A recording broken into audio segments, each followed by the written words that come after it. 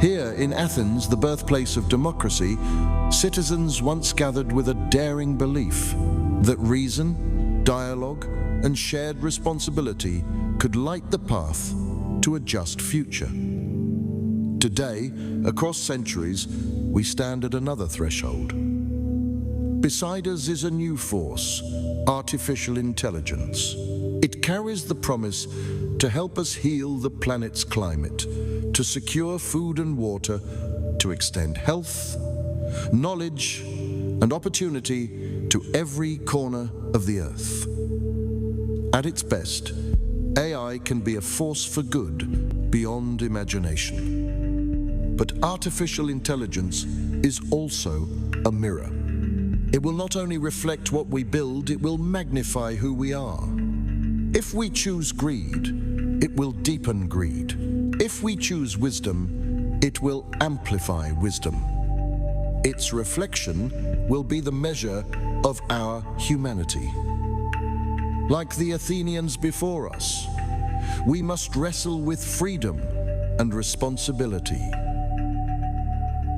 AI can sharpen our ability to listen, to deliberate, to unite, or it can distort truth, fracture trust, and silence the many for the power of the few.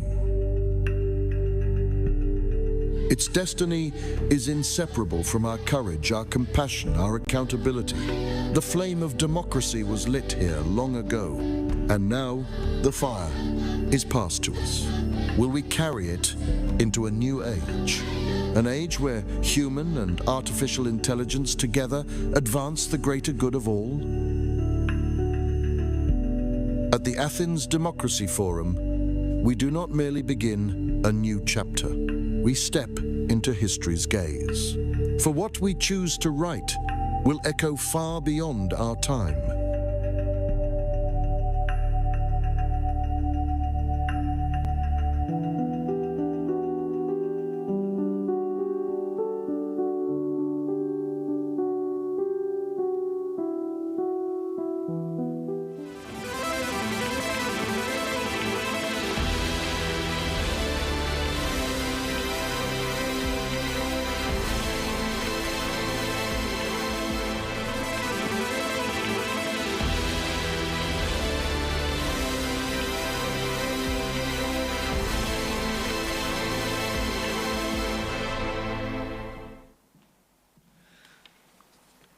Dear esteemed guests, dear friends, ladies and gentlemen, good morning. I am Margarita Pournara, Καθημερινής journalist.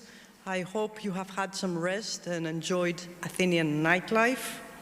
Welcome back to the second day of the 2025 Athens Democracy Forum in association with New York Times, organized by Democracy and Culture Foundation. Yesterday, we've heard insightful conclusions regarding the complex relationships between AI advancements, democratic institutions, and civic engagement, fintech and AI, and also we have had a heated debate on Aristotle and AI. Now we're excited to kick off today's morning sessions with presentations and discussions on AI factories. It is in association with Καθημερινή newspaper, the most prominent Greek newspaper. Now, at 11 o'clock, I think, air raid sirens will sound alarm, no need to worry. It's part of a large military exercise. So, I would like to call Antonis Kefalas to make some introductory remarks. Mr. Kefalas, the floor is yours.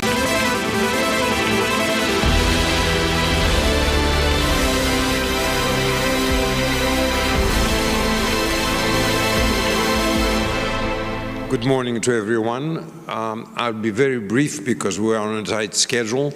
I wish to thank you all for being here under adverse circumstances due to the general strike today. Yesterday we dealt a lot with ethics and democracy, and I just want to mention that there was a debate on the most compelling set of ethics that should be adopted. It was argued that that should be the ethics of Aristotle. And in the debate it was decided that no, it was not. The proposition was rejected.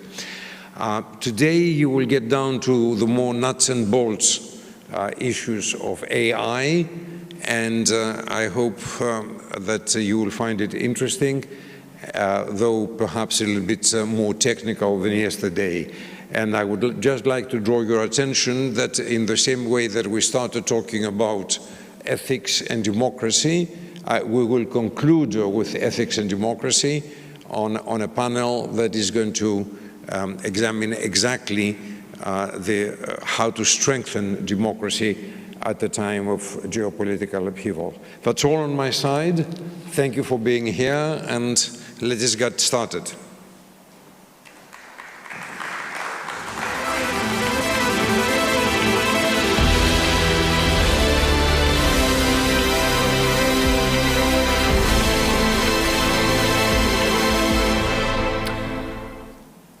What is the blueprint for Greece's AI transformation? That's a very interesting question, especially for us Greeks. Vaso Kindi, Distinguished Professor of Philosophy and Science at the National and Kapodistrian University of Athens, will tell us all about it.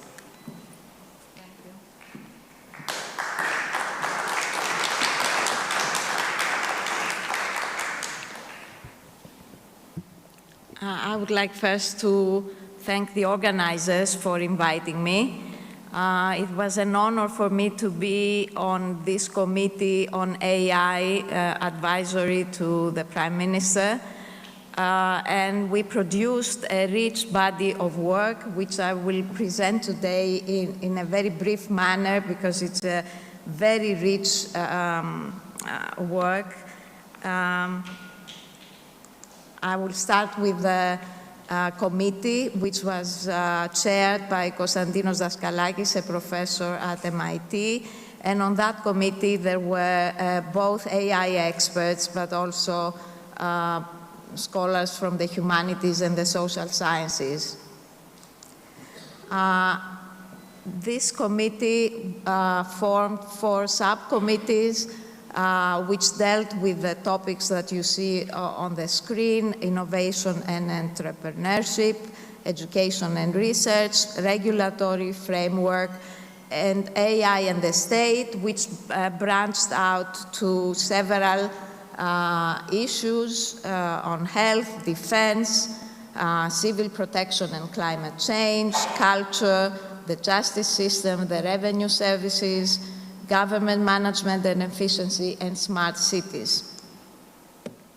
So exactly because it's a very rich program, I will concentrate on the so-called flagship programs, flagship recommendations that we made. I'll read them and then I will explain each one of them. And if I have the time, I will mention some other recommendations that we made. So the first one is become a model nation in data collection and governance, AI readiness and AI strategy. Establish a world-class AI research and education institute. Develop a central AI education platform supporting teaching and learning, virtual collaboration and hosting AI competitions. Foster the development of AI ecosystems around data, computation, and opportunities for investment, training, and mentoring. 5, develop the Greek language and culture data space. And 6, launch a global AI ethics forum and a global AI observatory for the democratic process. So I'll begin with the first recommendation. What would that involve? I mean, become a model nation. The creation of data governance and AI strategy coordination units in the Greek government. Cataloging, consolidating, and harmonizing data assets across the public sector. Monitoring, identifying, and prioritizing high-value data capture opportunities. Implementing a transparent data governance policy, and finally designing safe AI experimentation spaces, sandboxes, and safe harbors.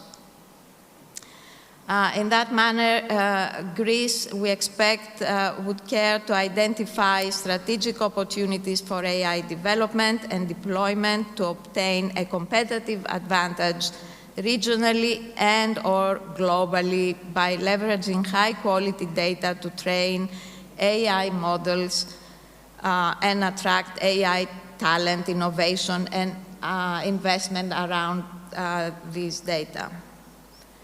The other two recommendations fall under education and research. We propose to launch an AI Center of Excellence, which will be both a graduate school and a research center, which will comprise not only AI education, but also humanities and the social sciences. Its goal has to be a world-class institution. It will offer interdisciplinary, multidisciplinary, and transdisciplinary programs, also executive education programs, and it's important to note that it should be governed by special legislation to be some kind of a model institution for all higher education in Greece, a legislation which will ensure stability, continuity, independence, flexibility, and efficiency. And we think that it should operate with a substantial endowment and then draw funding from different sources. The platform that we suggest that is built is supposed to be available both to students and employees and also for adult education. It will have educational material developed by teams of AI experts in academia and industry. The government should subsidize it to make it available to all. And again, an interesting idea, I think, is that what we recommended, that the content creators should be compensated based on the usage of their material, creating incentives for them to produce high quality, engaging content that effectively meets the learning needs of students and all the other users of this platform. And also this platform should host competitions and hackathons. The fourth recommendation is about building an AI ecosystem around data, computation, and opportunities for investment. Establish Greece as an innovation destination, giving incentives for this, form an AI factory, something that has already been done, provide access to high-performance computing for lower cost and more environmentally friendly AI computing resources to companies with local presence, attract leading companies to build R&D centers in Greece, and also give particular incentives to Greek diaspora. The fifth flagship recommendation is about the Greek language and a data space for Greek culture and language. We know that current LLMs are skewed towards English language and English-speaking cultures, which means that they replicate the biases of the data. They may often be inaccurate, where their domain of application is different from the one they were trained on. And in that sense, because of that, we need to build LLMs trained on data from the Greek language and culture to facilitate and improve communication and interaction in Greek.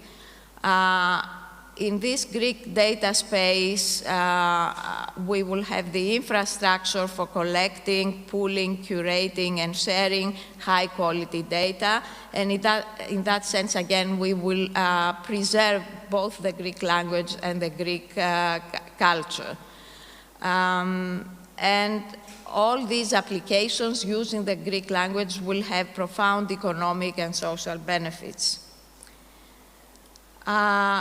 The last recommendation we made, the flagship the last of the flagship programs that we recommended is the Global AI Ethics Forum and Observatory for the Democratic Process because of the special relation Greece has to democracy and ethics. It would be an open global platform for building understanding and meaningful bridges between stakeholders, fostering mutual learning, and providing the basis for international cooperation. And we expect it to perform these three functions. A public educational function promoting AI literacy through the development of courses, lectures, publications, and podcasts, etc. A convening function providing a venue for an annual high-level international meeting on AI ethics and policy. And lastly, a monitoring function, this observatory that I mentioned, tracking the impact of AI technologies on the democratic process globally.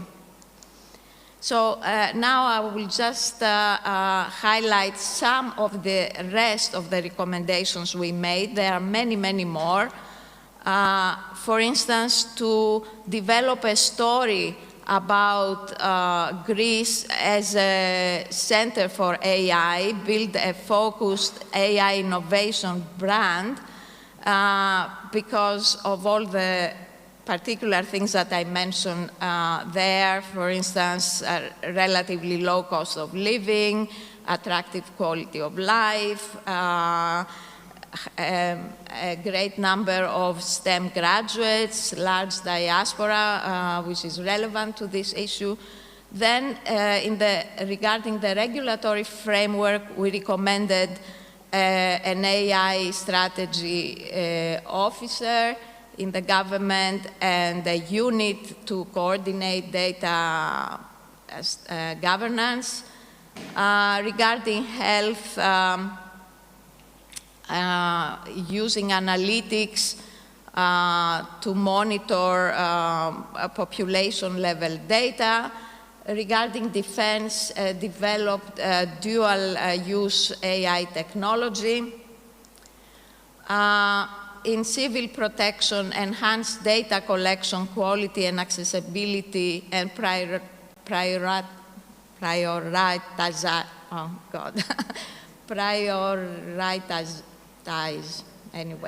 data-driven civil protection solutions related to prediction, real-time decision support, and evacuation operations. Regarding culture, care for personalized experiences of culture by tailoring content to someone's preferences. In the area of justice, provide tools for judges, out-of-court dispute resolution. In government management and efficiency, integrate AI in procurement and analysis of data from Diavia. That's one example of measures that can be taken. Develop and implement AI-based chatbots for administrative navigation rigorously and cautiously. Strengthen AI capabilities of revenue services using various data from various modalities. And finally, regarding smart cities, one example of a recommendation to optimize the public transportation. Finally, that's my last slide. We also added notes of caution, that is to consider before you begin implementing AI solutions, whether your problem really needs AI to be solved. Also care about alignment with AI ethical principles. And we have also given concrete advice as to how to proceed implementing AI solutions to problems in both the industry and education and government. Thank you very much.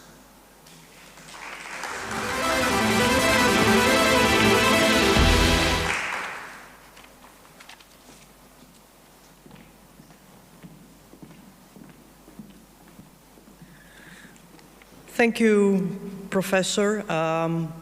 Thank you for the concise presentation of the recommendations. One of the most important recommendations has to do with Greek language, which is spoken by a few million people. And since language is the key to heritage and to culture, we have invested on AI for our language. Now we will delve into the hope and reality of Greece's flagship AI programs. So join us as we uncover what it means for Greece to get on the train of AI innovation. So there's a slight change because Tamara Sredic unfortunately cannot be with us. So please give a warm welcome for Marios Daphnoumilis, Advisor, Strategic Foresight Presidency of Hellenic Government, and Mr. Stefanos Kollias, Professor Stefanos Kollias, Chairman, National Infrastructure for Research and Technology. Thank you.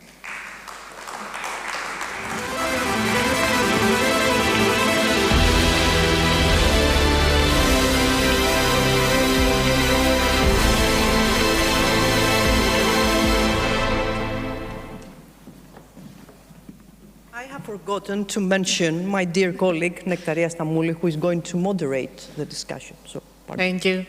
Thank you. Good morning, everyone. Thank you very much for being here, especially on such a difficult day in terms of commuting in Athens. We saw a very interesting presentation about the blueprint of AI, of Greece's AI transformation. And we will now, in this panel discussion, try to unpack, basically, what this means from a non-expert's perspective. So, from the perspective of a citizen who's trying to understand how all these things will change their everyday lives and what the impact will be in their everyday lives. So I will start straight ahead with, I have two experts with me to help me on that. I will start straight ahead with Mr. Daphnoumilis. Could you please help us understand what all this means for a Greek citizen, and when should a Greek citizen expect to see a difference in their lives, basically?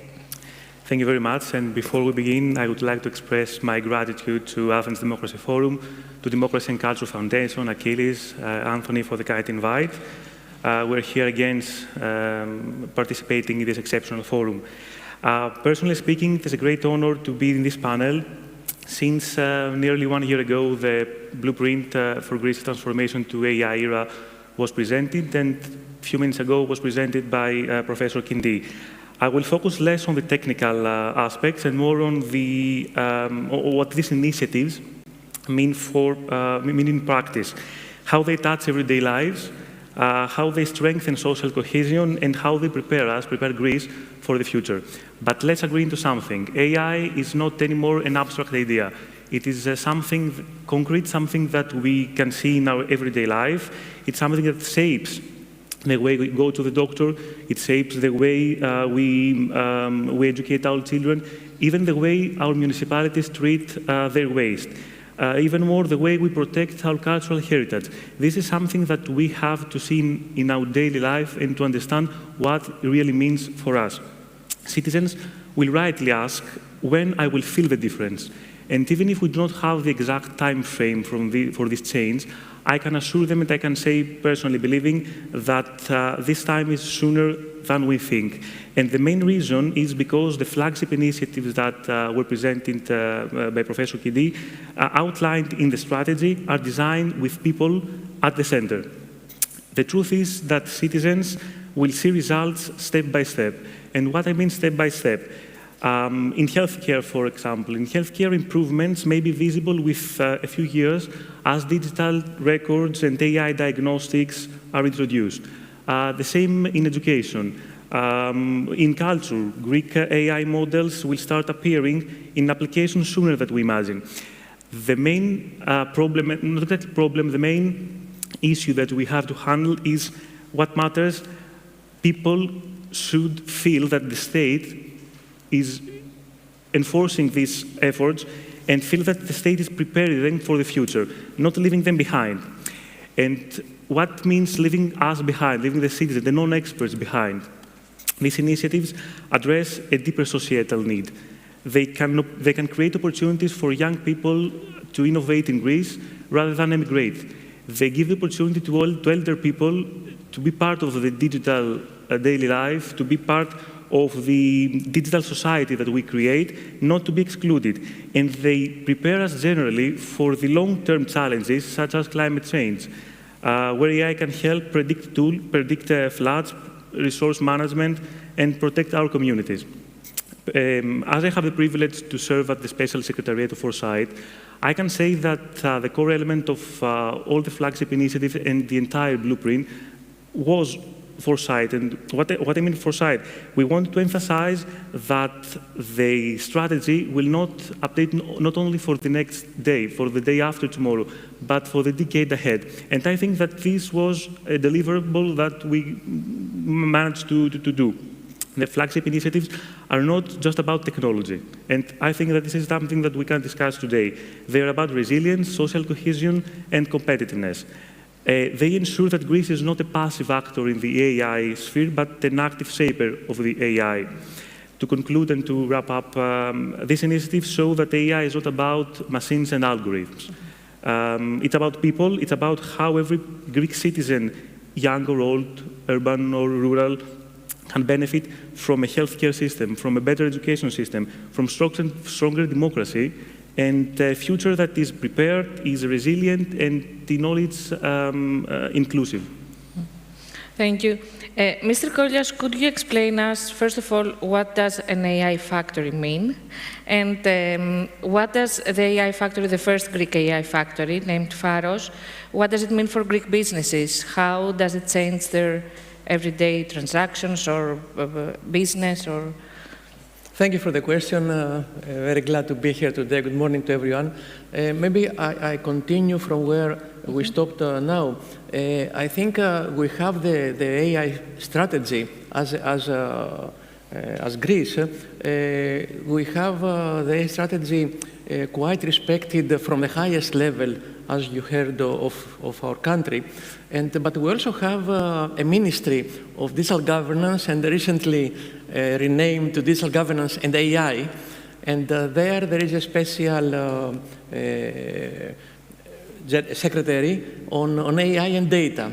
So we have, if you can see, we have the strategy, and we have some means to go towards implementation. And the ministry, GRNet, which is the Greek National Infrastructure for Research and Technology, we collaborate. We have the infrastructure for research and technology in Greece, and we offer this to the research and academia of Greece. But now we are going to go towards SMEs and other new, small enterprises. And so this is, an implementation way of how the strategy will reach the business, but also the citizens. Why I'm saying both? There is a whole session on Pharos afterwards, so I will give now the framework, but also to the citizens. Think of, probably we will discuss it later, about how young people are now going to be permitted to enter social media, AI platforms, which is ahead. The ministry has implemented the kids' wallet, which is a means to restrict the very young people from going into the risks of whatever is there. So there is a whole implementation way of what has been presented, apart from different actions. So Pharos is one instrument. Greece has achieved in being one of the 7 countries in Europe that we have submitted and it was accepted an AI factory. And the target is to boost this ecosystem of AI, of competence, and all this in Greece.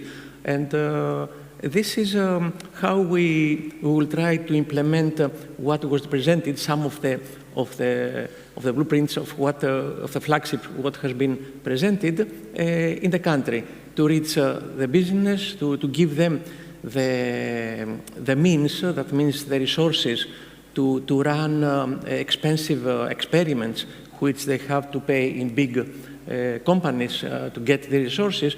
We have to provide them with data, with models, so that the business the small business have the ability to use them. Of course, we will train, we will teach them how to use this, and be competitive, become competitive in this AI era today. I don't know, is it okay for the moment? Thank you very much. Thank you. So, Mr. Tafnomilis, an advisory committee has been set up in 2023 to basically prepare Greece for this technological advancement.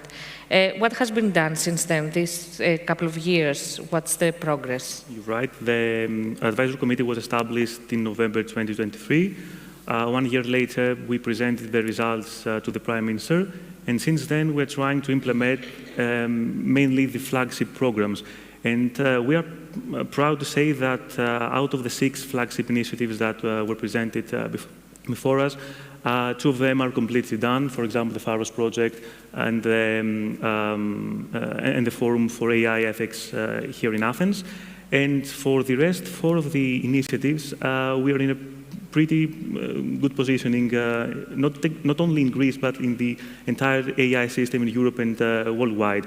And this is what we're trying to do, to fight with the time, to be constantly updated to all the recent evolvements in AI, and simultaneously try to implement the blueprint. It's nothing easy for us, because when you have to implement something concrete and in parallel try to see new updates and what the rest of the world does respective to your thoughts, it's something challenging, but yet innovative for us and for the committee itself. Mr. Kollias, is there already an ecosystem of AI companies developing in Greece? And in which sectors? I think this is an interesting question, because, you know, Greece, we know, and it's known at European level, that Greece has a lot of talent.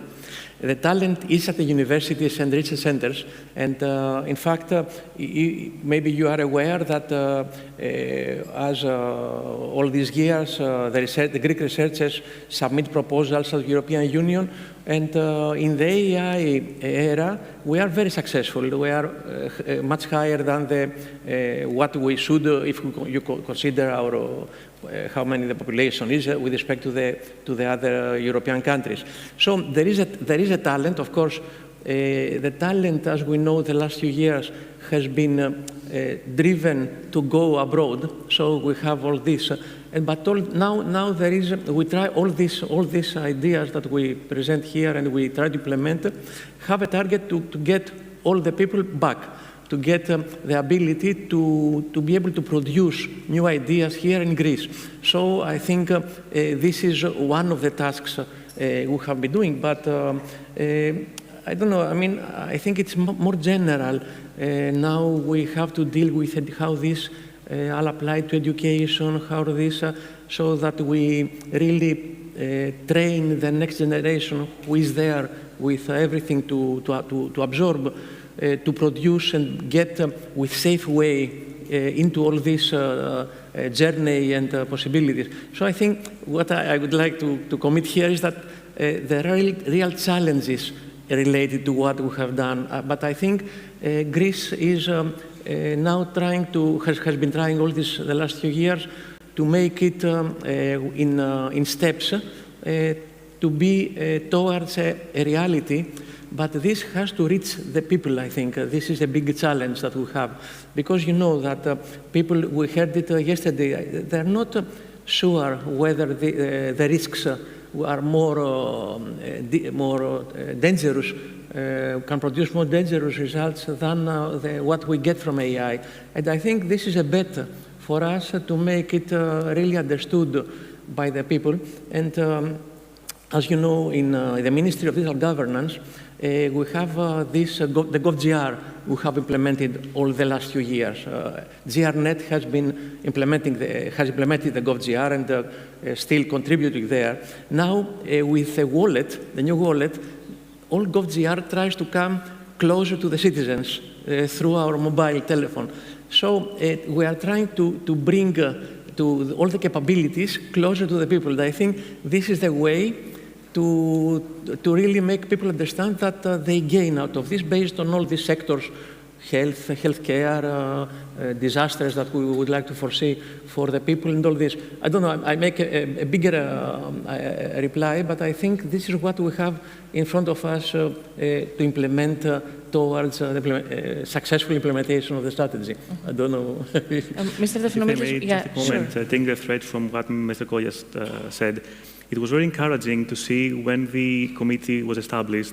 Of course, it was the 10 members of the initial committee and many other satellite experts, academics from Greece and abroad. And it was very encouraging to see that Greeks from diaspora want to be part of this effort, to be part of this ecosystem. And this is what I mean by saying that the state should and yes, support these efforts, because we think and we believe that in the end, what we have gained from all this effort is the ecosystem, the AI ecosystem, taking back people from diaspora and seeing some of the professors and from the AI experts that do live in Greece, but they work from international projects, for example, at Demokritos or in other institutions, to devote time and efforts to this, national effort. And it was very encouraging for us. So, could Greece establish an AI research and education institute? Is it possible? And we've seen recently that the research sector is facing some turmoil. So, what are the challenges there? How can we attract scientists from the diaspora or elsewhere to the country? Would you like to start first?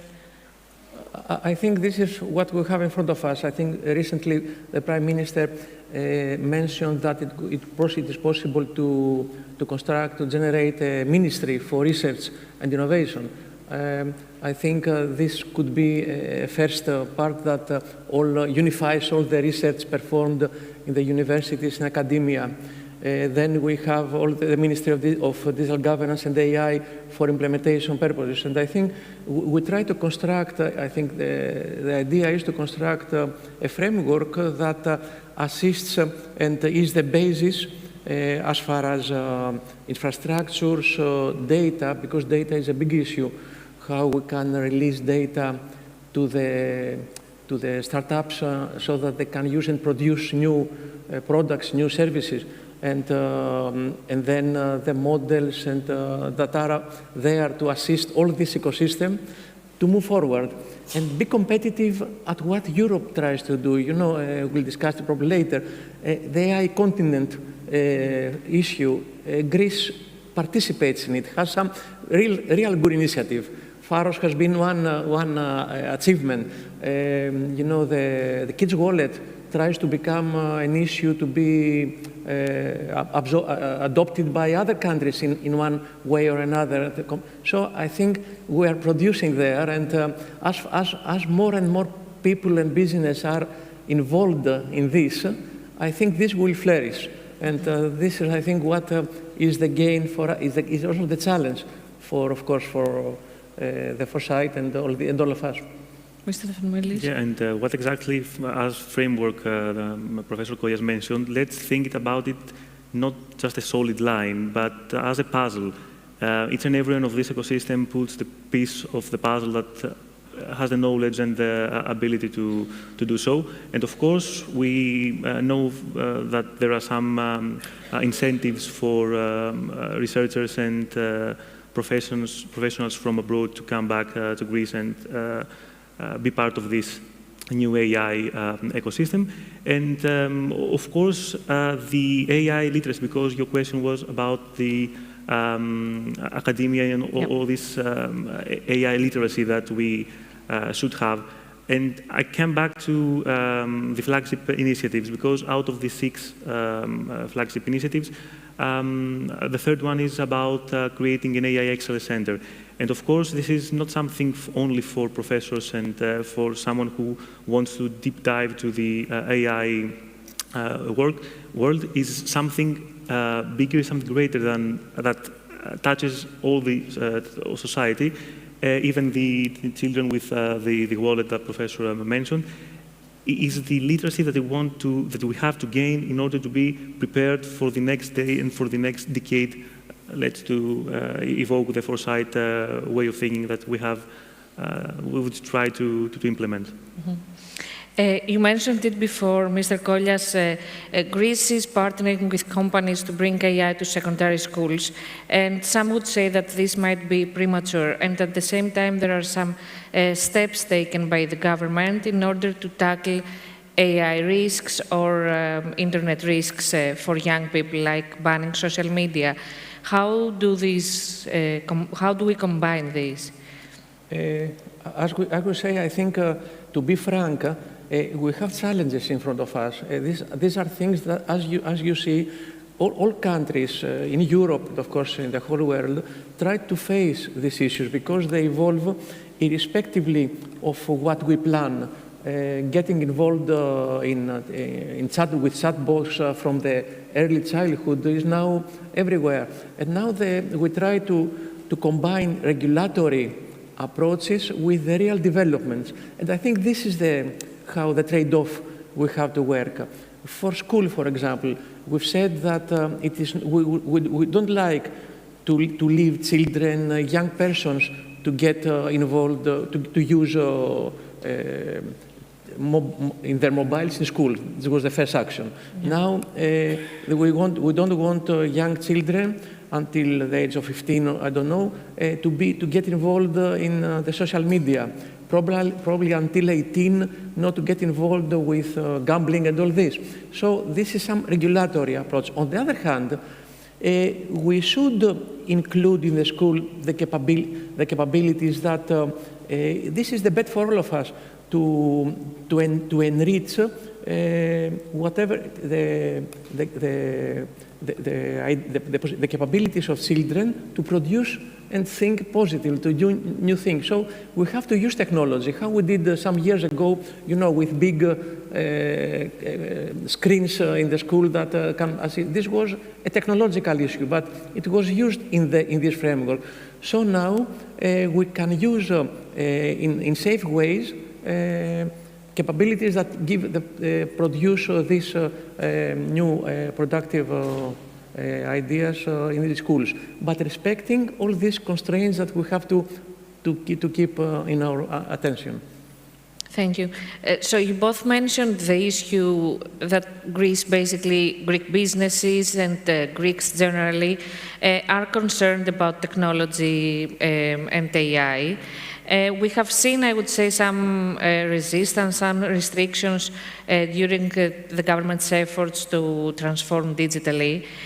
So how do you tackle this, especially when you have to deal with an aging population like Greece? How do you make the citizens part of the game, I would say? Mr. Daphnomilis? Yeah, this is the main problem, and the answer to this problem is making them feel that they are part of this effort.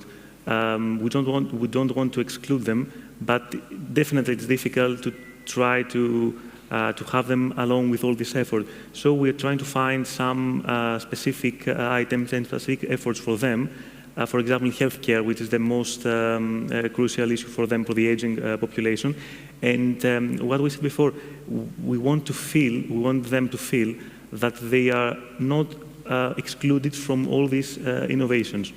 Of course, in sectors and fields that they can relate and they can feel the difference. For example, the older generation cannot feel the difference in education. It's something away from them, in something that they do not use, they will not use them, but in healthcare or in the everyday daily life, it's something that, yes, they can feel the difference sooner or later. Professor Kollias?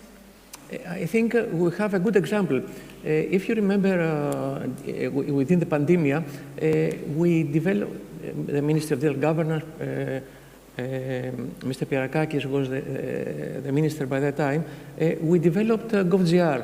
GovGR was provided people with the abilities to use it in their everyday life. So this was, I think, it's one of the products we have as Greece that is very much appreciated by all people, by the majority of people, respectively of what they believe, what the political. Of course, there can be some dangers in our heads for all of us, but I think this was a good example that we reached we tackled what the people needed, not to go to wait in stands and so on. And I think if we, as you mentioned, include, as we try to do with MIGov in the ministry, to include AI improving some of people's lives with respect. I think this is the means to get them to get their inclusion, to be inclusive in this bet we have. I think, yeah. Okay. Thank you very much. Thank you very much for this discussion. I think it's understandable that we have many challenges ahead to deal with. Please join me in thanking Professor Kollias and Mr. Daphnoumilis. Thank you. Thank you very much. Thank you very much.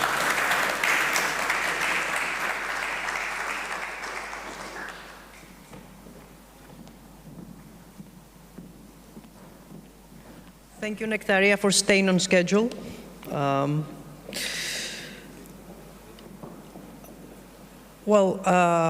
As we heard, one of the biggest challenges is to make AI ecosystem a beneficiary for the state, for businesses, for small businesses, for citizens.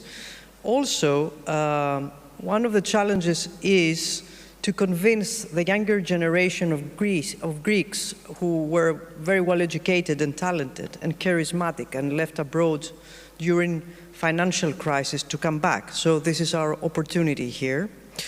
So now we're going to focus on AI factories, and they mark obviously a significant advance in technological infrastructure, promising scalable projects that meet growing demands in various sectors. However, as we are exploring this landscape, we must ask ourselves, do these innovations align with our core human values and mostly safety standards? So let's find out about the European strategy on AI factories and gigafactories. Mr. Vangelis Karkaletsis, Vice President, National Center for Scientific Research, Demokritos, and Technical Manager, Pharos AI Factory, is going to tell us all about it. Thank you.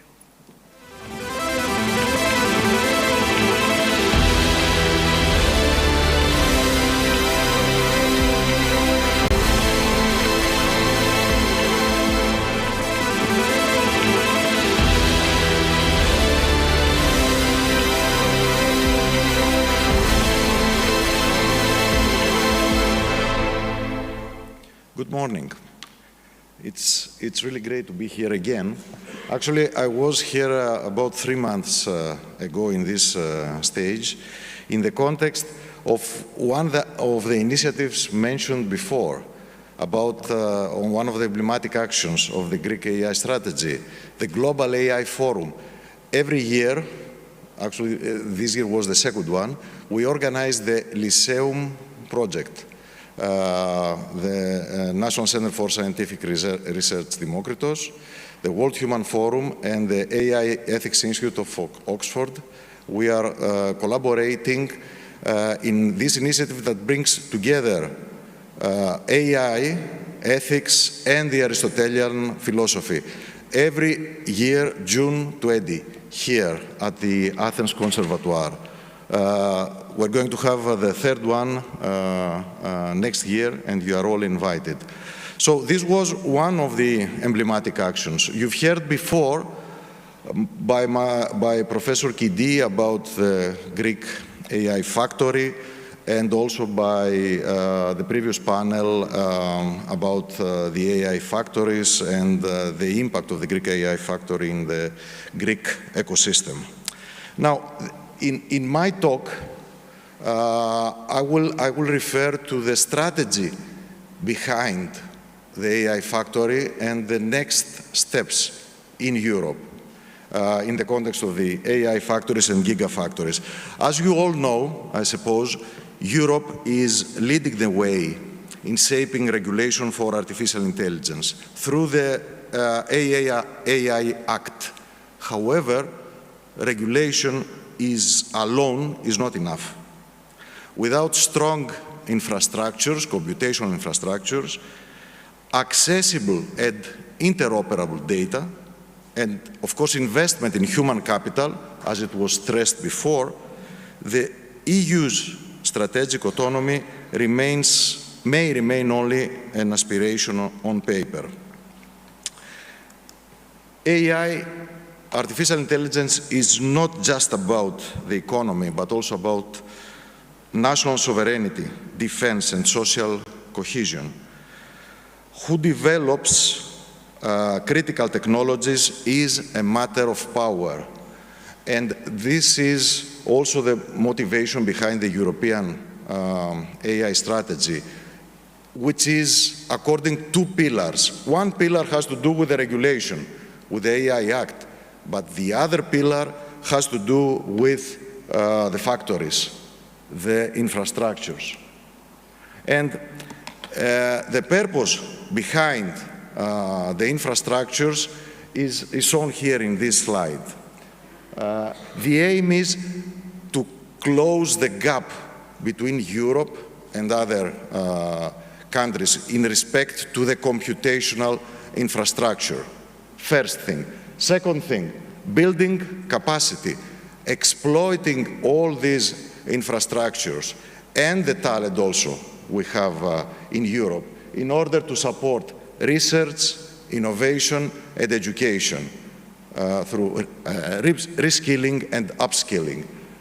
Third step, accelerating adoption, bridge the gap between lab and market. You heard before about the successes of Greece in EU projects, which is research projects. But how much of this is reaching to the market? And this is not only a Greek problem. And we need to improve this, supporting enriching the relevant AI ecosystem. Towards this purpose, EU has established, has set up calls for the AI factories through the Euro HPC program, the Euro High Performance Computing program. The motivation is to increase the computational infrastructures. In 13 in total AI factories in different countries, as you can see in this slide, were established from the first two calls on the AI factories.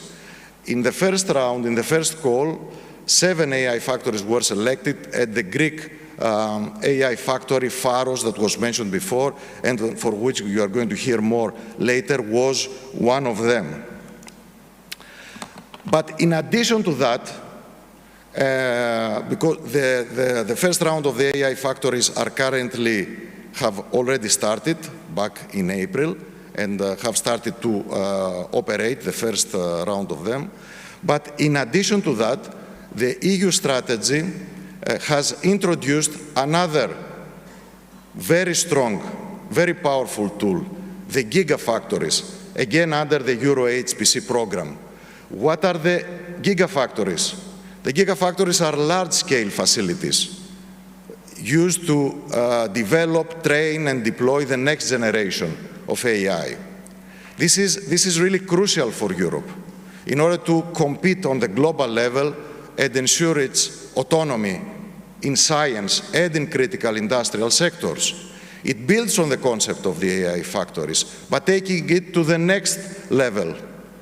The current high-performance computers are, their scale is from 2,000 GPUs, AI processors, to 20,000 GPUs. Here, we talk about a different thing. We are talking about computational resources beyond 100,000 AI processors. This, federated with a network of AI factories and sovereign cloud,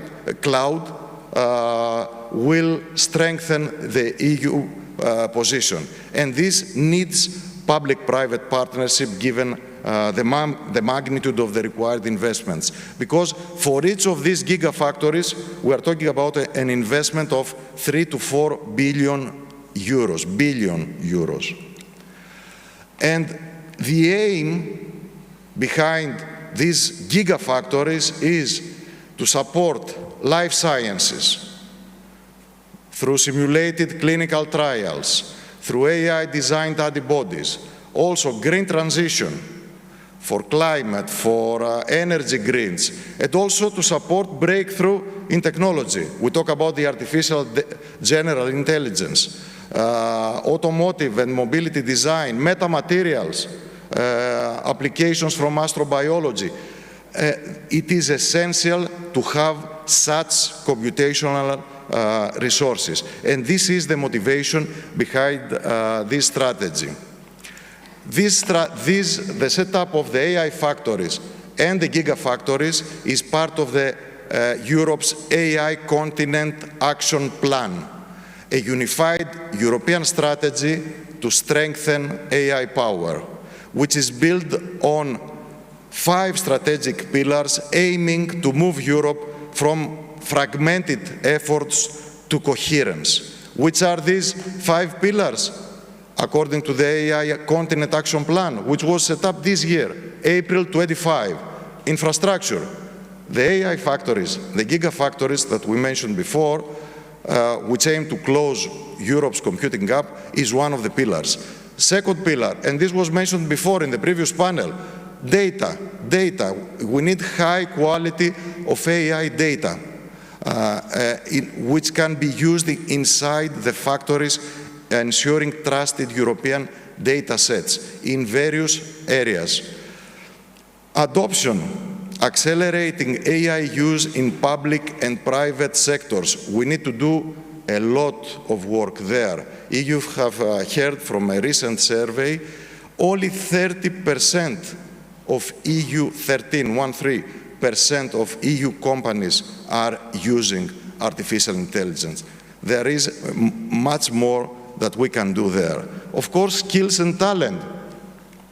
Through education, training, in order to attract scientists and engineers. We need a lot of them, and a lot of AI experts. And of course, AI Act, which is one of the pillars of the EU strategy to turn regulation into practice with clear guidance and support.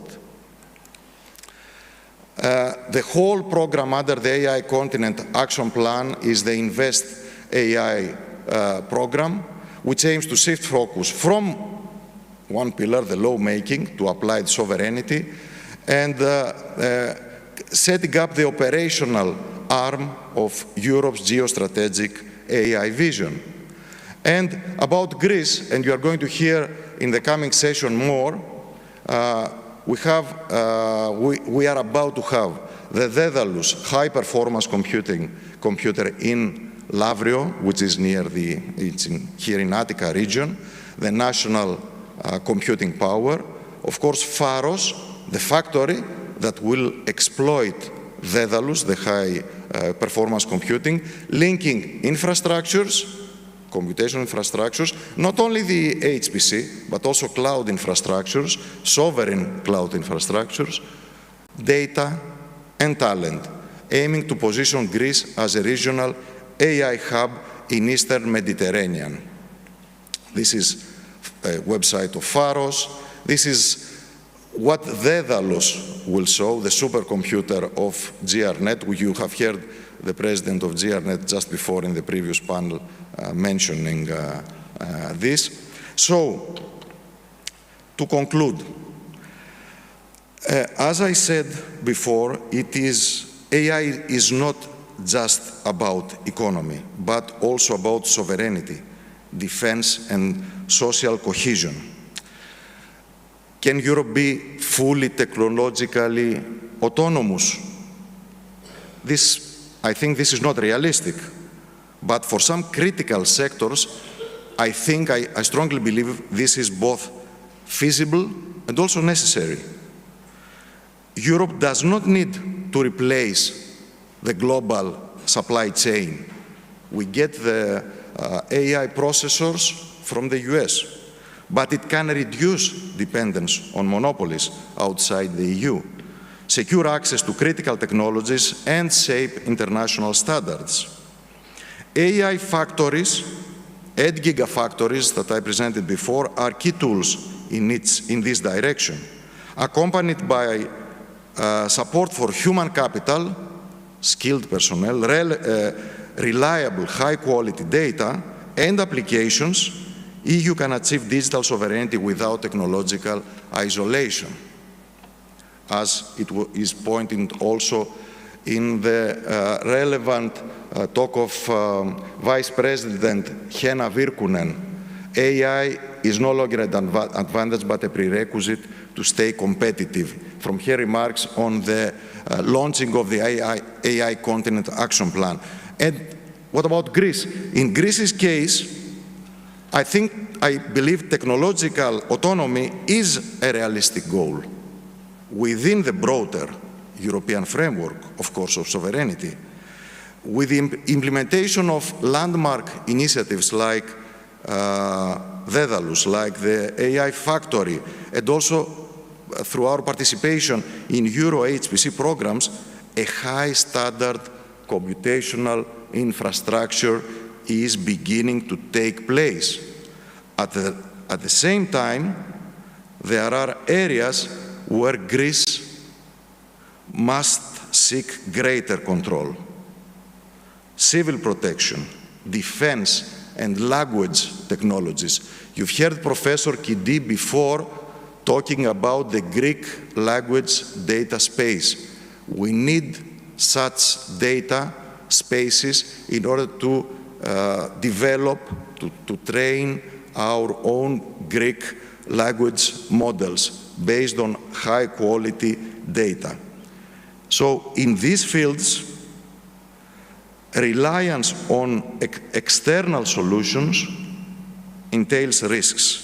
Developing domestic applications with our own resources and expertise is critical. And this is basically my message today in the context of EU strategy, both for Europe and Greece. Thank you.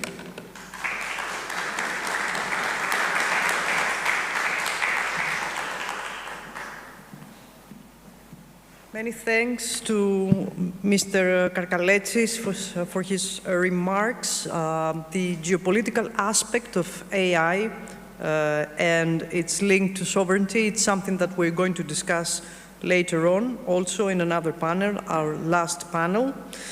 Now, coming up, an engaging discussion on crucial considerations around safety, scalability, and data protection. With leading voices in AI and cloud innovation, we aim to unravel the complexities of creating an ethical framework that safeguards human interests while driving forward the capabilities of AI. So I would like to invite Mr.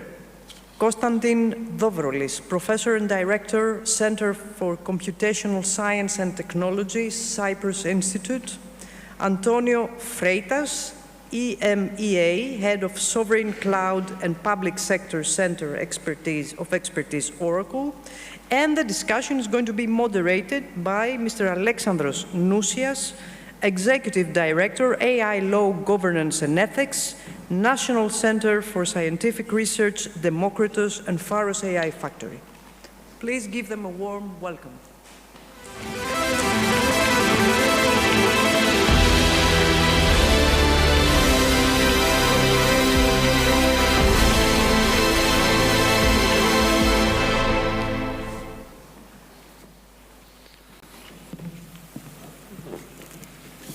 Hello. After listening to the presentation of Mr. Karkalesis and the previous panel, I'll try to frame the discussion under a different angle. So I will land on the insightful remarks of the Draghi report. So Professor Draghi was explicit about the innovation gap that Europe is facing.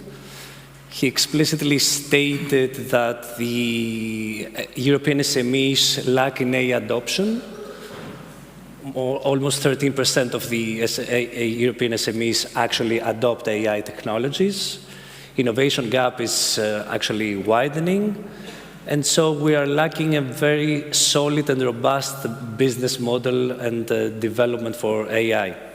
So at the same time, we see other superpowers in the AI race following a very specific course. For example, China explicitly banned the NVIDIA chips and is focusing and steering its domestic market towards a domestic stack. At the same time, we see at the other part of the Atlantic, we saw a mega deal very recently between NVIDIA and OpenAI, aiming at generating supercomputing, superpower. So at this point, Europe has a stark choice to make. We need to identify the specifications of a solid AI infrastructure and governance model. So, Mr. Freitas, can you please tell us your views on how you envisage such a solid and robust European AI infrastructure? I think it's interesting that you mentioned, for example, the Chinese model. Out of curiosity, I was there on vacation actually last month with a lot of Chinese friends. And I think there's an aspect that often is overlooked in Europe, that is how all of that gets funding. And I think in Europe there's a significant focus on funding building things that we can see physical, but there's not enough, let's say, focus on how to create the ecosystem that will actually feed the economy. Because if you create an ecosystem where you may find certain parts, and often I think the best funding is for the demand, not the supply. Right? So if you look at China, for example, I was just looking at an example in insurance companies, the level of AI utilization in insurance companies, something that should be very pragmatic, in case of a reconciliation of claims and a lot of things. And just with a colleague that is a CIO of an European insurance company, was saying that he went over there to visit one of the leading Chinese companies, and about 60 or 70% of their claims are fully automated through AI, right? So you see on one side the government funding or facilitating the building of the models, but also, again, and we're talking about China, we'll then go to the US where the model is even further that way, but they are also creating an economic ecosystem where companies can monetize it, right? And one of the things I see a lot in Europe is, okay, we're funding GPUs, but okay, how are you using those GPUs? Where is the economic angle of that? How that goes through the economy to companies that will build models, that will commercialize those models, that will then demand for the skills, right? You talk about the OpenAI deal with NVIDIA. My company is actually the one building that infrastructure, as you know, right? So we're talking about, what, 5 gigawatts to get launched in the coming days. But I had a conversation with the Commission. They asked, okay, why don't we do something like that in Europe? And my comment to them is, where is the demand? You're buying a bunch of GPUs, but then you talk about things like, oh, we want all software for free, or we are going on open source, but we have no software developers. We are breaking down if you want, the ecosystem of patents. That is what makes a lot of these companies actually monetize their research. So I think the emphasis is not on the right angles. We need to see how we can put it a seed, but then the ecosystem needs to fly by itself, right? So for me, that's the key missing aspect here in our global thinking as Europeans. Again, we're talking about foundation model, but how will those be commercialized? How will they be integrated in day-to-day operations of companies? Talk about small and medium businesses. It just needs to be part of what they do every day in very simple terms. Yes. Constantine, how do we implant the seed towards a solid European infrastructure? That's a good question. Good morning, everybody. Let me just say very briefly that I came to Europe recently, about 3 years ago from the US, and of course I constantly compare what I used to do in the US at some of the best research universities there and what's happening here. And talking about infrastructure, I think sometimes we just try to copy what the Americans or the Chinese are doing. And of course, there is a long tradition in the States of focusing on scale, very big scale, right? And so sometimes we see in Europe the same trend. Let's go to gigafactories or this or that. But the thing that I'm trying to say here is that Europe has the potential to succeed, not by copying what's happening at the West or at the East, but by following a different model, a model that is much more about, the so-called less is more, where maybe you have less in terms of infrastructure and scale, but more in terms of the underlying technology, the underlying know-how. I remind you that, if we look at previous industries like the airplanes, the best airplanes are built in Europe, Airbus. Some of the best cars are built in Europe. Those industries didn't compete with the West by building bigger. They were building smarter. And so I strongly believe that if Europe focuses on research, on science and development, we can create AI technologies that require less compute, less data, but better data, that will be more efficient in terms of energy consumption. Okay, I will follow my question back to you because I really like this concept of less is more. So we have two basic trends regarding the development of foundation models. The one requires a lot of data, many examples in order to generate more powerful models. On the other hand, we do have research that states and claims that it's more preferable to have very minimum, carefully selected examples to train the models with. What's your take on that? Right, I see that you're following the literature very well. So there is indeed very recent work that shows that you can do equally good AI, both with less compute, and of course, DeepSeek followed that trend, and with less data, if you do very careful like data filtering. And so the research that is going on can produce these kind of ideas. And I really believe that Europe has the potential there by, again, focusing on its best qualities, right, which is focusing on building something smarter, something with higher quality, with attention to detail, not just, rushing to build the bigger possible, thing. Again, I'll go back to Professor Draghi's report. Professor Draghi talked about the need for intensity, for scale, for high-risk, high-reward projects. What's your take on that? I fully agree with what was said. As I was taking the Chinese example, and again, for clarity, one of the things my company has chosen not to do is to develop foundational models. Okay. So instead, what we do is to provide, if you want, the operational technology that enable you to use AI at scale.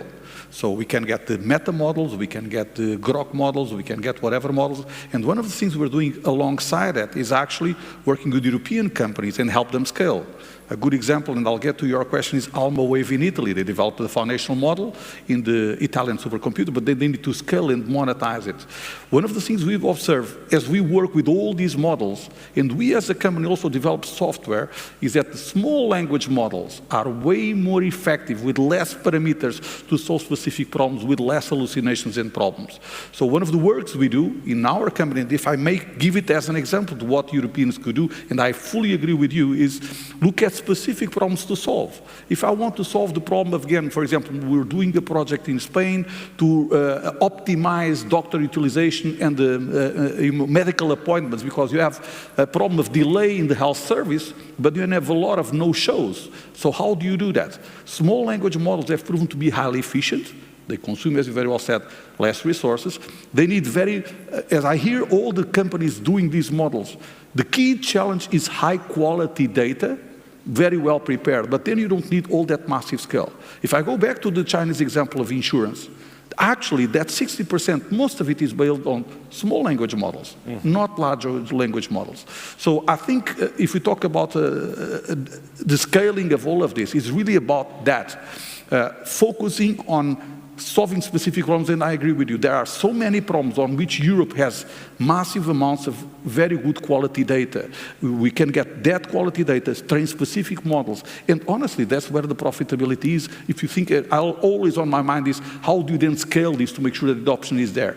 So if the economy sees the benefit, it will just keep growing. So small language models solve specific problems, and honestly, I hear all these investments of the billions of GPUs. It makes me, as a European, because it's our taxes, makes me shake a little bit. This is a very interesting point that you're making, and actually it's a little bit contradictory to the trend today, because as you may know, don't have a legal background, but you may know that at the moment we're discussing in the EU the Cloud and Development Act. So again, and I understand this is another act, however, this is, I think, a very practical one, so we need to put this in place. So the main question here is, to what kind of technologies should the Cloud and Development Act actually aim? In your opinion, what are the decisive technologies that Europe should invest on? I'll tell you exactly what I said to the Commission. They kindly invited me to participate in the working group. Okay, so great. I'll repeat to you what I told them over and over and over again. They really should focus on funding, for me, research projects to solve concrete projects. I think the whole mindset of we need to create more data centers. I can tell you in the working group for the Cloud and AI Development Act, we all met together in Brussels, and it was unanimous in the room that there's not a lack of capital to create data centers and to build infrastructure. Again, my company is doing it in many places of the world. We just signed a deal to build, call it a Stargate for UAE. Exactly. So why don't we build one in Europe? Because there's no demand. There aren't many ALMA waves building models for specific use cases. There aren't enough funding for those companies because all the cost of developing those models, it's a lot of money, it's a lot of man hours, a lot of research, foundational research, and they don't have the capital, neither the European market has the appetite to put venture capital into it. So I think that's where space where actually the public funding should play into, to reduce, if you want, the research costs of those companies so that they can get to market at more affordable prices, monetize those models. And then another thing, if I may, that as I work across the various markets, that I think Europeans fundamentally lack, and as a European Portuguese that I am, we all think on our little bubble. Oh, I want to create, again, Portugal is building Amalia right now, and we want to conquer Portugal, and then we give it for free for Portuguese-speaking countries. We completely miss the mindset of scale. So when you build that in any other part of the world that I've been working with, they immediately think, okay, I'll use my market to test my model, but how do I scale it globally? And we miss that angle, right? Why do Europeans just compete with each other? We have the Italians, we want to be bigger than the Germans, and the Germans want to be bigger than the French, and so on and so forth. Guys, get your act together. Let's first take care of Europe and start actually working as Europeans. We are, again, on the democracy for, I think we as Europeans are stronger together, but then first take Europe, then take the world. And have that in your mindset as you make your investments and develop these models. I really like this point because you are raising another major inhibitor towards European AI progress, and this is the fragmentation among the member states. So, Constantine, Dr. Karkaletsis talked about the development of Greece as a regional hub regarding AI infrastructure. How do you see this potential, and how do you see regional, at first instance, regional cooperation and connectivity, and then at a more European scale? Mm-hmm. Well, let me first say that we talked about AI factories earlier. There is another initiative called AI Factory Antennas. So different countries in Europe that may not have an AI factory can collaborate with countries that have an AI factory.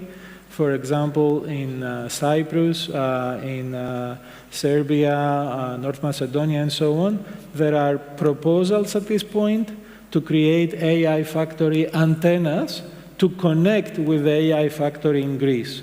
And so that will create some regional collaborations throughout Europe, not only here. And of course, the next step will be to create this federation of AI factories across Europe. And this is the only way. I mean, the only way is if Europe basically works together. If every country tries to win the AI race on its own, it's a complete disaster. It will not work. I hope everybody understands that. Mr. Freitas, you come from the hardcore private sector. Okay, we talk about these developments regarding the European infrastructure. We know that Europe, at least in theory, opts a lot for open source infrastructure. How do you see, how do you understand the concept of the so-called FAIR principles, findable, accessible, interoperable, and reusable? In the end, as you said, right, so I think open source plays a significant source, but the one thing I struggle, absolutely interoperability. I think that needs to be there by design. So I think, the silos, that proprietary technology that don't talk with others, I think that creates more problems than benefits. So, but it needs to be balanced as I go back to the concept of economic development. We want to pay better salaries. I want my kid to be able to work for a European company and have a nice salary. So that European company needs to make money somehow, right? So we go back to that. We forget that economic development goes related with how actually the economy can function, right? So I think open source can play a role, but for Europe, again, my criticism, as I said this to the Commission, is that we want to use open source as a lazy way to just use someone else's code. Because if you look at a lot of the open source contributions, Europe is not at the top in many of the global open source projects. That's an embarrassment. So we have a huge open source push, but we are not the biggest contributors. That, again, I think that's a good way to spend public money. Get more lines of code into key open source projects. Right? Don't just try to use someone else's. But then on the same side, create conditions for the companies that make those investments to monetize it. I go back, open source, we talk Red Hat. Well, Red Hat is open source, but it's not a European company. Why don't you have a European Red Hat providing support? Because discussing with a lot of European telcos, we want it all to be open source so we are safe. Okay, but who are you paying support to? Red Hat. Okay, if tomorrow you are isolated from the world, who will provide the patches? Do you have the know-how on the millions of lines of open source code you use to actually maintain it? No, we don't. So are you less dependent? So I think there's a lot of philosophical discussions around open source without fully understanding the full supply chain and how to make it work on the long term in a more independent model. So I think there are aspects, one of it is open source, but there's another aspect as well, as we talk about collaboration across borders, supply chains and things like that, that is really defining clarity on rules on how foreign entities can participate. Right? So we talk about how to build, to operate infrastructure. So as we talk, and we are in the Athens Democracy Forum, I think one of the key things is ensuring autonomy of control of the critical digital technologies that's supporting the society and the economy. Controlling the critical digital technologies doesn't mean we need to own it all or build it all ourselves, right? I think one of the things that made Europe great is really trading across the world, providing value, not only its values, but also the products that it produces, right? So I think protectionism has never been good for the global economy over history, and I don't think that's the model. So I think there's a balance somewhere around, okay, global collaboration, open standards and interoperability, because as we build these, if you want more small language models, getting model orchestrators, get them to speak with each other, having agents conversing in a standard way, demands that there are standard protocols. We talk about data models to train these things, so getting standard data models across the EU where data is exchanged in certain forms. All of these will benefit, but they need to be balanced with the conscious that in the end it's not just about spending public money, it's how do we then, with seed money, make the economy have interest in fund the rest. We keep talking about we need private funding. Okay, so far we mostly see the public funding. Why isn't the private funding coming? I think that should really deserve a proper reflection in the EU. To Mr. Draghi's report, right, I think, and again I read the biggest part, at least the digital part of it, and I think it's one of the best pieces of work that was done in the EU, because he basically said what we all say in these rooms when we are advising the Commission in Brussels. So he's absolutely spot on, but we need to think broadly on how does this scale and actually bring benefits to all of us as Europeans. We need to think broadly. To be honest, I had prepared a set of questions, but I'm moving towards a totally different direction because of the very interesting discussion. We need to think broadly. Konstantina, you talked about the need for not copying, rather being original and genuine.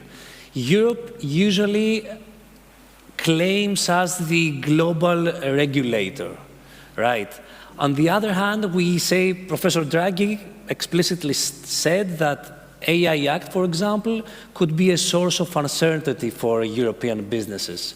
So how can we as Europeans actually maintain our regulatory tradition, being original, but at the same time competitive? That's an interesting question, and I hope I will not make anybody upset with my answer. I don't believe in regulation. Maybe it's my US background. Europe will not win this war, the AI race and trying to be ahead of other countries. This will not be done with regulation. Regulation will inhibit innovation. SMEs in Europe will not succeed because of the AI Act. There has to be a better way to do this. And there is a better way to do this. We can have better technology that will create safer AI. Let me explain how. So, these models, the foundation models, are not used by themselves. You take the foundation model and then you fine-tune it to create, for example, the various chatbots. And when you do the fine-tuning, essentially you try to align the model with the values, the goals that you have. So some states, I will not name any, may prioritize fine-tuning towards what the government, what the state wants, right? Never give the answer about, XYZ political event because it doesn't agree with the state. Other states may fine-tune the models to maximize user engagement, to make us as addicted as possible to using, ChatGPT. Europe has the potential to create models and chatbots and all of that prioritize for truth, for independence, for critical thinking, for human values that we have very high in our priorities in Europe. So we can be ahead of this in this race, not by regulation. Regulation, first of all, is not making us safer. The only thing that it will do is that it will prohibit, essentially, it will give the motivation to most of these companies to not do business in Europe. And I know that I'm extreme about this, but I really like this kind of provocative comments. Even me as a lawyer, I sometimes have this debate, these dilemmas myself. However, I see a contradicting statement here in the sense that if we want to create a trusted European ecosystem which promotes this values-driven, let's say, approach, we need some kind of, if not call it regulation, specifications. How do we create, what are the core specs for a trusted European ecosystem? Let me pick on what you just said, because I'm absolutely with that, right? So I think one of the big challenges, and for those of us that have done business in the US, and always look at we look at that market, one of the things that it does allow is to experiment and fail fast and innovate, because the market by itself is very prone to risk. Europe's market is very adverse to risk. And so we put all the barriers at the beginning. I always give this example that when you start a business in Europe, you have a very long period and a very long pain and expense before you can launch a product, because the hurdles and the barriers are so much that you need to bake it, test it, and all of that. So your startup cost is humongous. And you go to the US and you say, okay, let me start with something half-baked, test the idea, see if it flies. And if it flies, the initial revenues generated by that idea will already fund the continued development. So my startup cost, my startup period is much smaller. So I'm with you, I'm all for standards. I think standards is a way better approach than regulation up front, because standards establish the foundational rules, and once you start to adopt, then you can check, okay, have you complied with the standards and all of that. So the adoption of standards, and there's a lot of experience in many areas, I think it's a much more robust approach, because to your point, it's just creating barriers. And one of the things that we forget is that, and I'll tell you, I've seen this in Brussels, there's a lot of legislative initiatives that are so focused on, hammering or beating the foreign suppliers that they forget that these same rules will also cause humongous amount of pain to the European innovators that are less scale, have less scale, have less funding to get started. So aren't we actually feeding the same demon that we are trying to beat with all this burden of regulation, right? And then I had my own companies, I love and hate lawyers, right? In the sense that... Me too. In the sense that, as a company in Europe, man, the regulation moves so fast. And if you don't do it, you get beaten with millions of fines that any business, as small as you are, the legal burden of being compliant is just outrageous and creates uncertainty, because will there be another rule tomorrow that I need to keep up with? And I'm not a lawyer. Okay. On that note, loving to hate lawyers, I think we can conclude. Thank you very much for the discussion. Thank you, the audience. Yes. Thank you.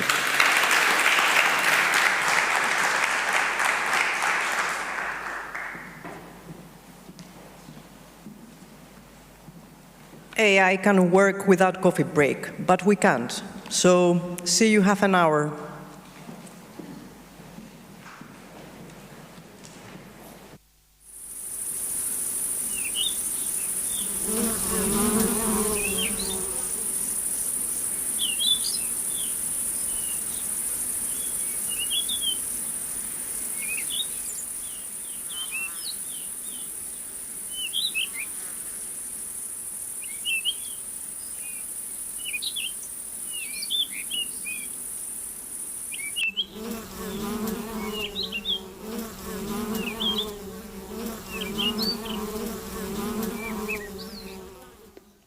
Young keepers of tomorrow know this.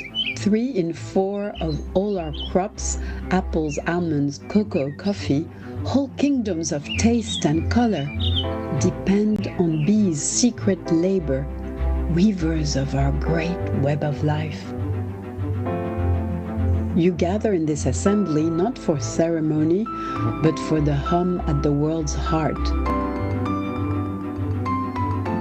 The hum that stitches spring to summer, that seeds fields with bloom and wonder. The hum now faint, a whispered plea. The desperate last stand of biodiversity. In 30 years, the toll is clear. 1/3 of pollinators lost, their flight broken by poisoned air, their maps erased by concrete's snare.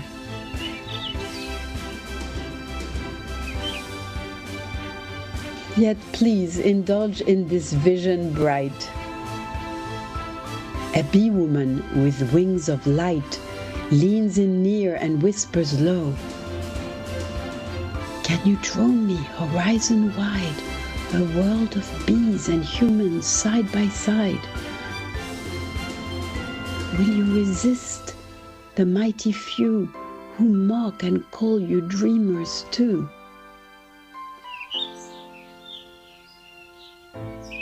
For keepers, you have more than dreams. You have the tools of assembly.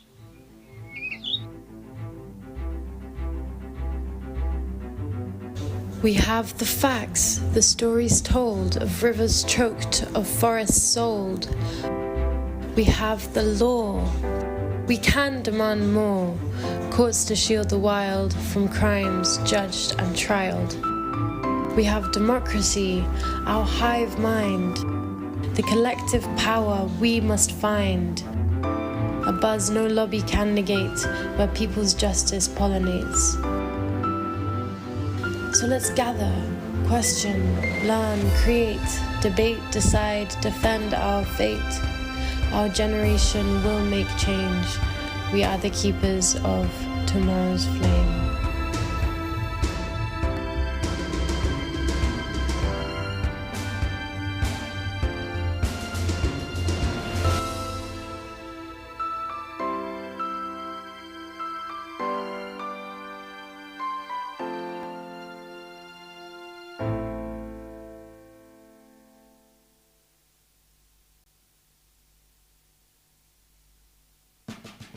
The people have cast their votes.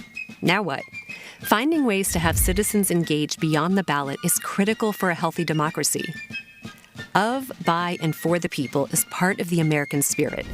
Thomas Jefferson once said, "I know no safe depository of the ultimate powers of the society, but the people themselves. And if we think them not enlightened enough to exercise their control with a wholesome discretion, the remedy is not to take it from them, but to inform their discretion by education." Informing citizens is at a critical impasse. We live in a time of overwhelming speed, of a nonstop media cycle mixed with mis- and disinformation. No citizen can keep up with everything all the time. Pair that with the fact that only 45% of Americans are able to distinguish between opinion and fact, only 50% of the time. Public trust in policymakers has also reached an all-time low, and current American politics don't allow for much gray area in opinion. And yet, Americans don't see themselves that way. They agree on most important issues and want to find common ground. According to the University of Maryland's Demand for Public Consultation report, 79% of Democrats and 64% of Republicans would switch party affiliation if the other candidate pledged to consult more with citizens. This clearly shows that people are hungry to have a voice. Voters should not be taken for granted. They are earned through trust, delivering of results, and with open and honest communication. While that list of prerequisites to earn votes may seem overwhelming, a citizens' assembly might be the very tool to help reach more voices and engage with constituents in a meaningful way. Why a citizens' assembly? Like jury duty or the Agora in Athens, citizens' assemblies at their core bring people together to solve public problems. Through a democratic lottery, a broadly representative group of citizens are called upon to help write policy proposals on issues that impact their daily lives. Throughout the process, they convene several times to learn, weigh opinions, and formulate policy recommendations. Citizens learn about the topic and engage deeply with the material and speakers, helping foster a well-informed public and generate considered judgment. Through this, social cohesion and community are built. As the citizens engage with each other, they actively listen, increase their understanding, and empathize. This is an opportunity for some of the most marginalized voices in the community to be heard and have a seat at the table. As the number of citizens' assemblies continues to grow, mutual trust is built. Trust is a two-way street. Trust in government and government's trust in the people. Elected representatives trust the citizens to learn, deliberate, and develop a set of policy recommendations. Citizens develop trust in government by seeing how seriously their input is considered. They're able to flex their civic muscles, all while feeling their representatives are listening to them. When their recommendations come to life, a cycle of trust and civic engagement is accomplished, all with a single citizens' assembly. Deciding whether a citizens' assembly is the right fit for your community means being aware of the challenges. It's important that a citizens' assembly is supported on a nonpartisan basis to ensure legitimacy.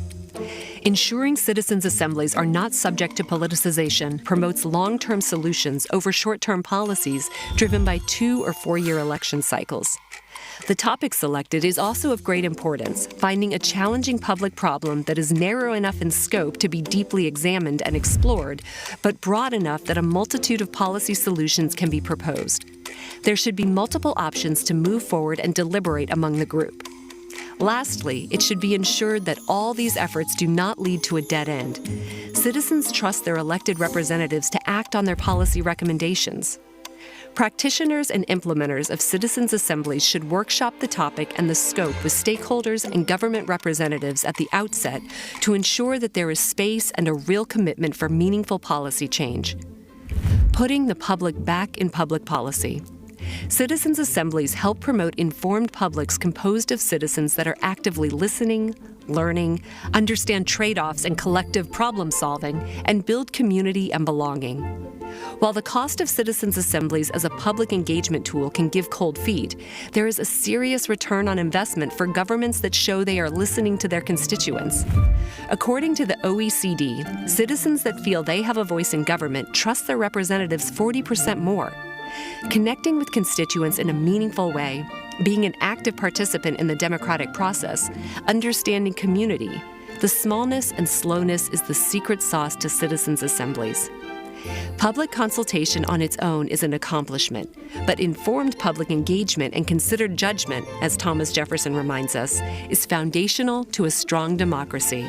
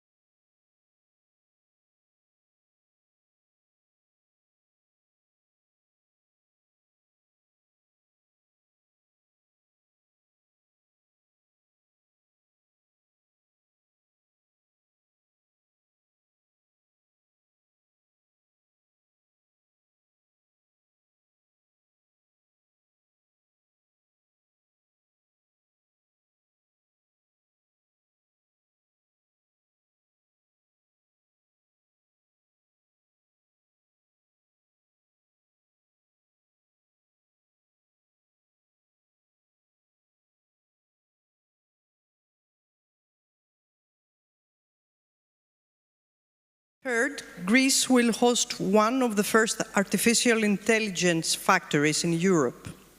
The Pharos project will serve as a hub for academia, research, the public sector, and private enterprises, aiming to develop innovative AI-driven services.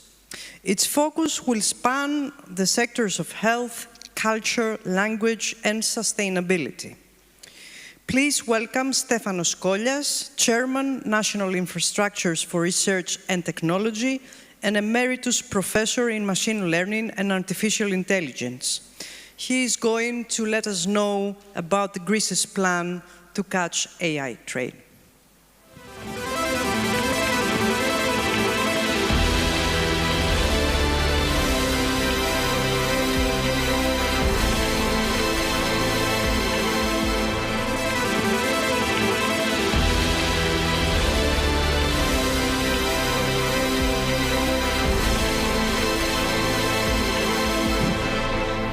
Good morning again. You have heard that Pharos has been the implementation of one of the flagships that the AI strategy in Greece has set up. And we are very proud that we were one of the first 7 AI factories approved at European level.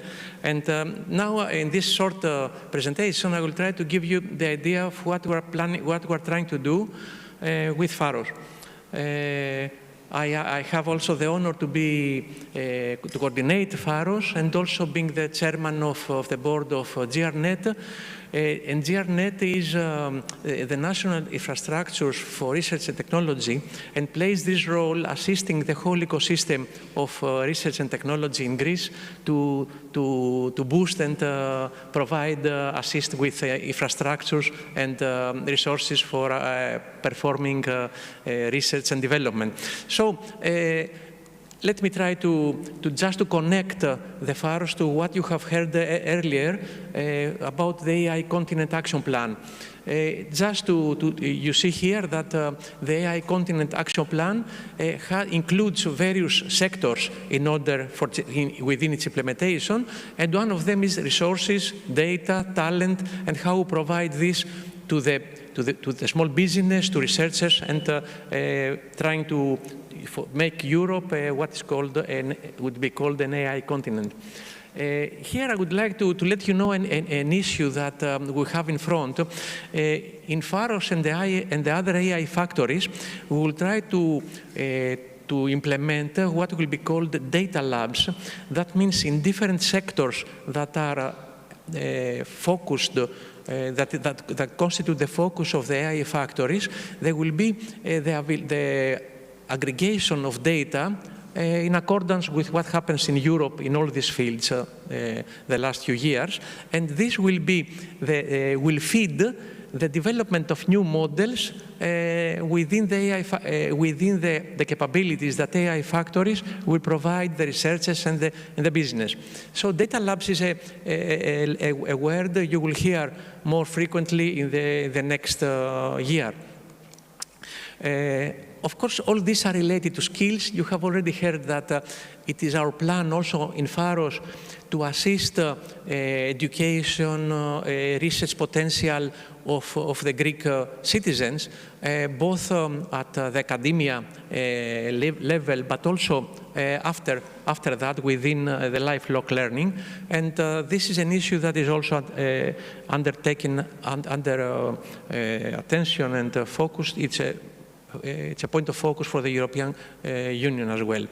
Now, probably you have heard in the former talks, AI factories are co-funded by the Euro-HPC and joint undertaking. And what is the real issue and the real basis of all this? It is the supercomputing infrastructure that exists in Europe. Some of these supercomputers exist now or under improvement. Here you see what are the supercomputers existing in Europe. For example, you see the first supercomputer here, which is Jupiter. It is at the exascale capability. That means it's a more powerful supercomputer existing in Europe, being set up in Europe now.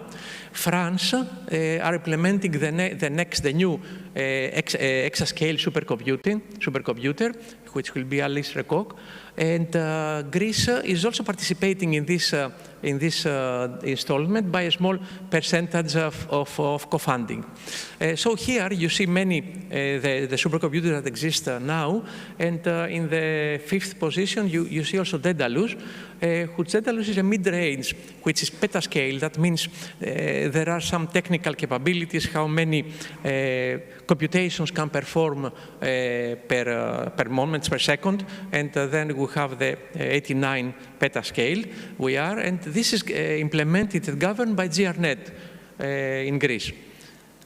Daedalus is, probably you have also heard about that in the former talks, will be operating in Lavrion at the NTUA area park there, and it will operate.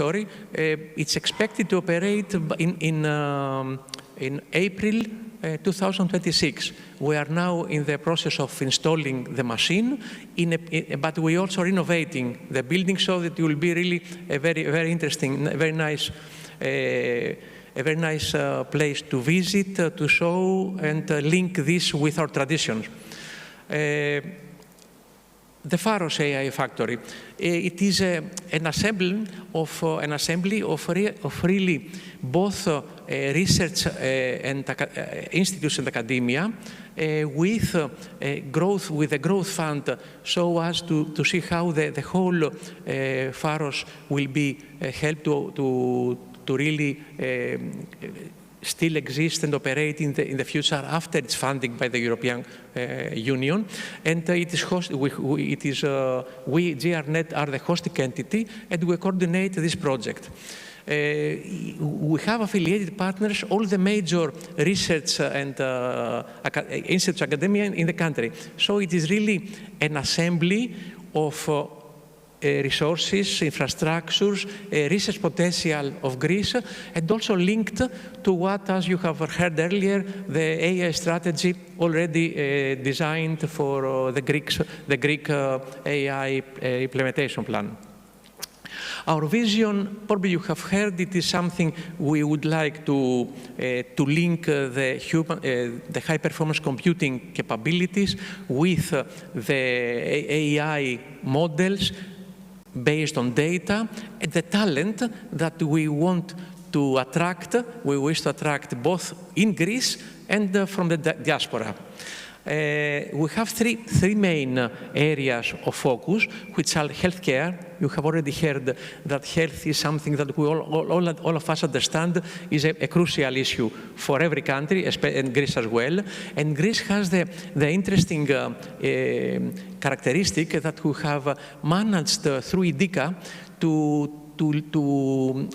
bring a lot of data related to every one of us, personalized data, to the IDICA files. And so this, as soon as it becomes capable of being shared anonymously and safely, this will be a huge, a very significant source of information for developing new models. Culture and language, they have already mentioned these, are characteristic of Greece. We need the culture and language to be sustainable through the years, so we plan to have an LLM for the Greek language based on Greek data, and of course sustainability to predict climate changes, to use, as you will see, satellite data that Greece will take directly from the space and bring it to Daedalus to be analyzed and provided to, for example, to the ministry for, who is responsible for assisting people to avoid problems, risks with any climate change happens, any flare, whatever happens, and of course with energy consumption, the environment, and so on. So our vision is really to focus on three areas that are characteristic and will help Greece to move ahead. And of course, we'll reach the people, because healthcare, the language and culture, and climate change, in fact, affect the lives of people in the future years. And so here it is, what are the factory key components? You can see it is the resources, the infrastructure on the one side. It is data on the second side, which has been already mentioned that they are a challenge for really aggregating data from the public sector and also from the private sector. And of course, it is the human capital that we need to really attract and make it more, to get involved and produce new things, new ideas and models. And so here are how we plan to have Pharos interacting with all the environment, whether it is the companies, whether it is the researchers, whether the people who need to get understanding of what happens. And this is something we have planned. I don't want to get in details now, but this will happen in the next 2.5 years. Pharos started in April of this year. And in April of next year, we have the whole system operating with Daedalus and with data and first models. So it is there a challenge in less than 1 year from now, that means in summer 2026, to provide, to show the first real examples of how we boost the ecosystem. I think this is the main issues I would like to say. I have more details of how we will implement our involvement, our boosting of the healthcare sector, how we'll boost the culture and language. Probably some of you have seen we are in collaboration with the Parliament to get officially all the data that the Parliament owns all these years and use them within the language, the Greek LLM that we are creating, and with other organizations. And I have to say that really organizations that possess data, and whether it is for as a Parliament or other organizations in the private sector, or hospitals and other sectors, are keen and are willing to assist in really boosting this ahead of us. I think sustainability, as I mentioned, is the third vertical we have. And based on that, I would like to stop this short introduction and let the discussions to come after in the panel. And I hope that, I think the basic issue I would like to raise is that in 1 year from now, we are certain we will do our best to provide evidence that the boosting we have on our shoulders and have to present to the citizens and the business will be there. The first issues there. Oh, so thank you very much, and I hope everything will be in front of us. Thank you, Professor. Thank you, Professor, for the concise presentation. As you probably know, Pharos is linked to Alexandria. In Greek, it means lighthouse. And why it is linked to Alexandria? Because in ancient times, this is where we had the most famous library, which helped the diffusion of knowledge. That's why we have chosen the word Pharos. So now, in the next panel, we'll explore whether the emergence of AI factories mark a new form of capitalism, where economies of scale are not anymore tied to goods or services. So, well, just give me a minute, because it's locked. Now I have it. Joining us for the discussion are Christoforos Anagnostopoulos, Tech Fellow Partner at Quantum Plaque, Michalis Kasimiotis, Managing Director at Hewlett-Packard Enterprise Hellas and Cyprus, and Aphrodite Sevasti, Chief Technology Officer at Growth Fund. Moderating this panel is Athanasios Ellis, my dear colleague, Editor-in-Chief of Kathimerini English Edition. Let's give them a warm welcome.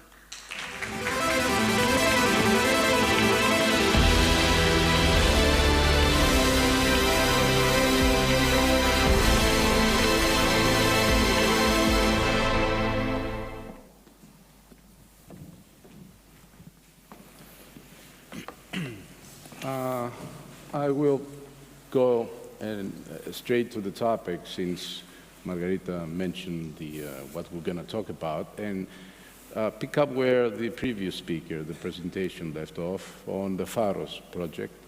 And I was wondering, as you are actually one of the major pillars of assistance in this effort, how will this benefit Greek society, the Greek economy, and our ecosystem here in Greece? Okay. So first of all, thanks for the invitation. Growth Fund is currently one of the partners, together with GRNet, represented by Professor Kollias, which are setting up the Greek AI factory, Pharos. Our responsibility is to look into the business aspects of how can such an endeavor benefit the society, the economy, and have a multiplicative effect. So what is very interesting, and what we're starting to see as we are setting up the business environment where Pharos will operate, so we're currently establishing a subsidiary company of Growth Fund. We have started seeking the talent that will man this company, and we're also starting to receive the first interest from the market, from potential beneficiaries, from the research and academic entities on how can they use what Pharos will have to offer and how can we collaborate. And what we see in these early steps is that there is a lot of potential, especially in utilizing the infrastructure of Pharos and the talent, the experts behind Pharos, to boost how enterprises operate today. Pharos has as its target a specific sector of the economy, which is the small and medium enterprises and the startups. And of course, the public sector will also benefit from its operations. And there we see benefits in two different areas. First of all, for direct beneficiaries of Pharos, we see that the services and the intelligence produced by Pharos, building upon all these data sets that Professor Kollias mentioned, from a very privileged point of view, because Pharos will have access to health data, will have access to sustainability, climate, weather data at large scale, coming from the country's, let's say, sources, is that this will provide an opportunity for the beneficiaries of Pharos to change the way they operate, to make their decisions and embed intelligence in their operations on a daily basis. And on the other front, we see that there is this one-to-many effect that we expect, because when we talk about small or very small enterprises, micro-enterprises in Greece, and how can they benefit from AI in general and Pharos services in particular, we see that we can develop solutions which will have a one-to-many applicability. So, for example, one big sector of our sustainability pillar is agriculture, and how can you help this sector of our economy to make more intelligent decisions in day-to-day operations, also to protect from risks and massive climate destructive events and so on. So in Pharos, we believe that we can work with different sectors of the economy to develop models trained on this vast, big public data that will then be ready to be used by multiple very small enterprises, which do not have each one of them by themselves, the capacity, the knowledge, and even the capital to build such solutions themselves. So from the business point of view, we see a lot of potential, and we're very eager to start working on that. I was wondering, you mentioned there is interest from the private sector. Local, domestic, or are we hearing from maybe the area, if not Europe or the world? Pharos is very well connected, of course, within the country, but also in the regional level. Okay. So we have the so-called antenna partners. And also because Pharos and the Greek AI factory is a part of 13 European AI factories which are, let's say, expected to collaborate, we believe, and we already see some signs, that there will be both regional and European level interest and collaborations. Good.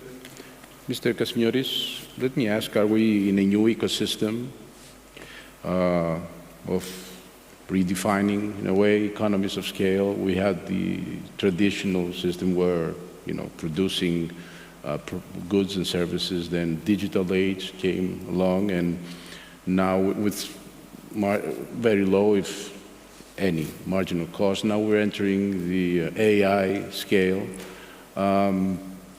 The models, once trained, they will decide, they will do things that I don't know if we will be able to control them.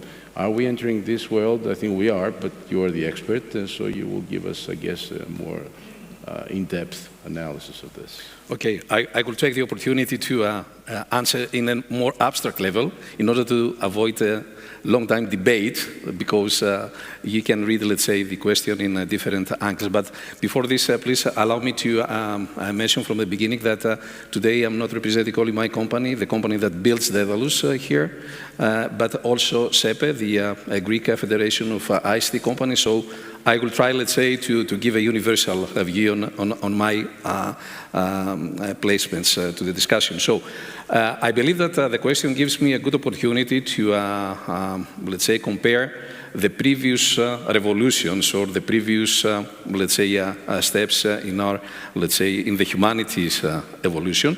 We had the Industrial Revolution, where, let's say, scale was, let's say, on producing more effectively products.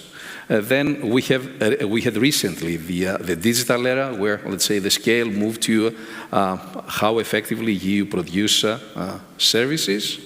And now we start realizing the new AI era, where, let's say, the scale, the economy of scale moves towards, let's say, cognitive, close to creativity. So we have different kind of values that if brought in scale, they can change completely the production and consuming model of a country or of a continent or of the world.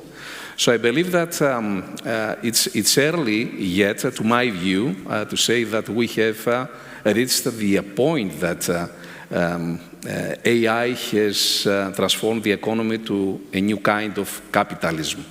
So just to link with the title of this panel. But however, I cannot reject that this may happen soon.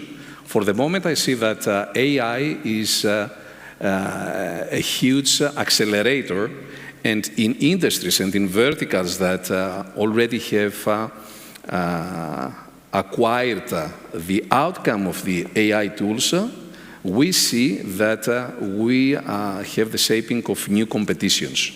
So I believe that we are in a turning point. It happened that during the last 2-3 years, because of the advances of the technology in terms of infrastructure, because AI is a very, let's say, resources-hungry game and a very expensive game to a big extent, we saw that we had an exponential acceleration and growth of AI tools. It's amazing, and I think that never happened again in the past, that when, for example, ChatGPT was introduced only in the first few weeks, they had, I don't remember how many millions of users and consumers. However, the big question now is how all these capabilities that the technology provides can turn into a kind of value at the enterprise level. So who is the consumer? And how, for example, companies in Greece, for example, just to make it more specific, can leverage AI tools in order to become more competitive, not only at domestic level, because I don't believe that we should shrink the game only to the strict borders of our country, but how competitive they can become in a larger scale. And I think that this will be the big debate and the big bet. Is there only a positive reading of AI, making everything more competitive, more users, more data? Is only the positive reading of it? Or should we read also a negative? The smarter you become, the lower the cost, the better and higher the margin you can, let's say, get out of the use of this kind of tools. So the answer is absolutely yes. Mr. Anastopoulos, what is the argument in favor, but also against,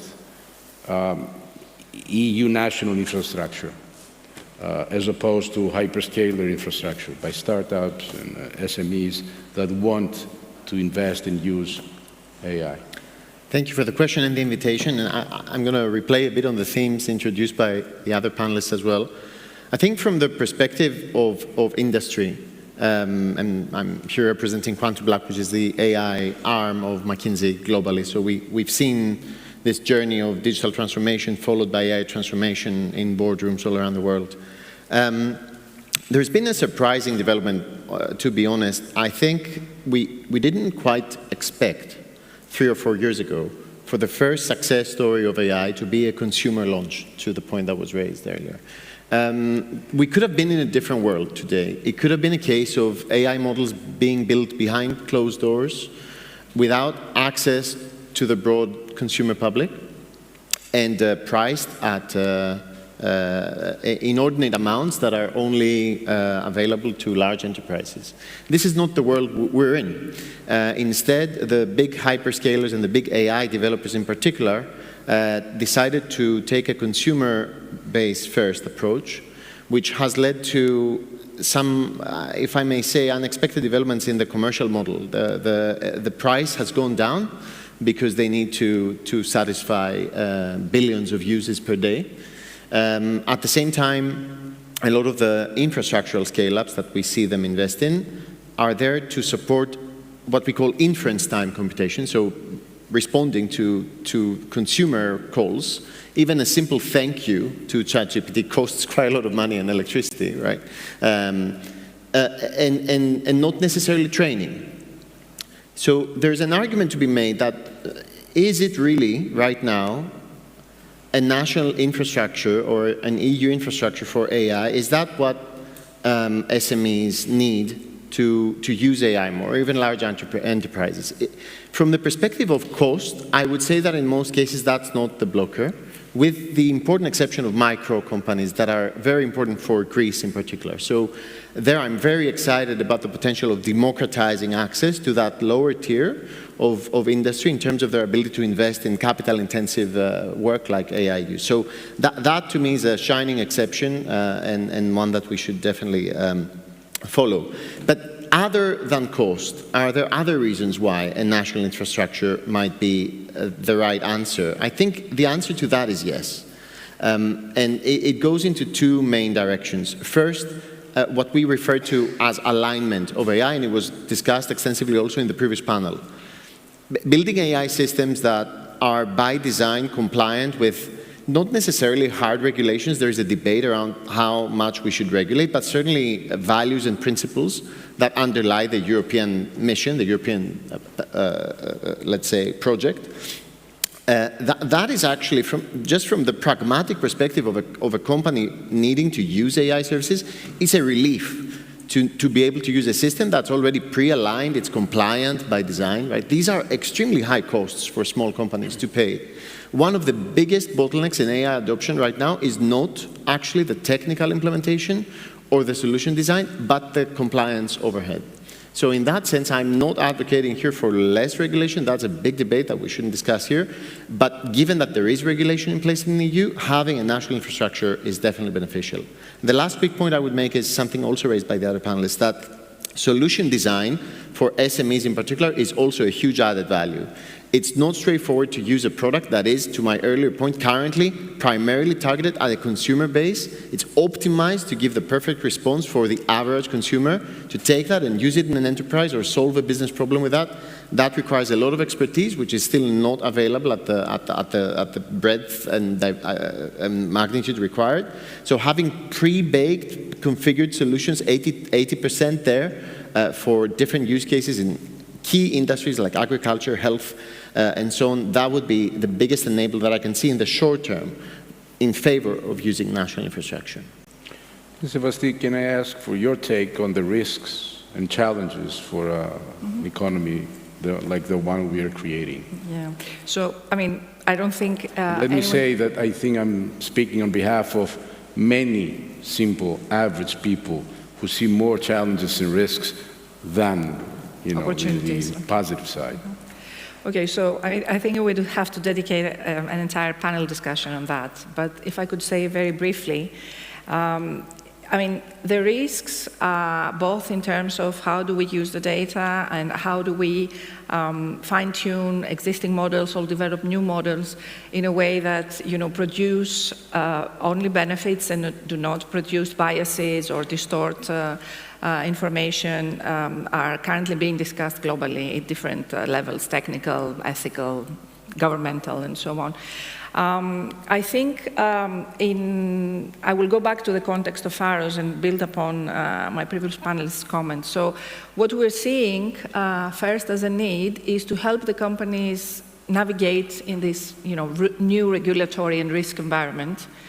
So from that point of view, we think that it will be very beneficial if we control the way data is being used. For that purpose, we being who? Within Pharos.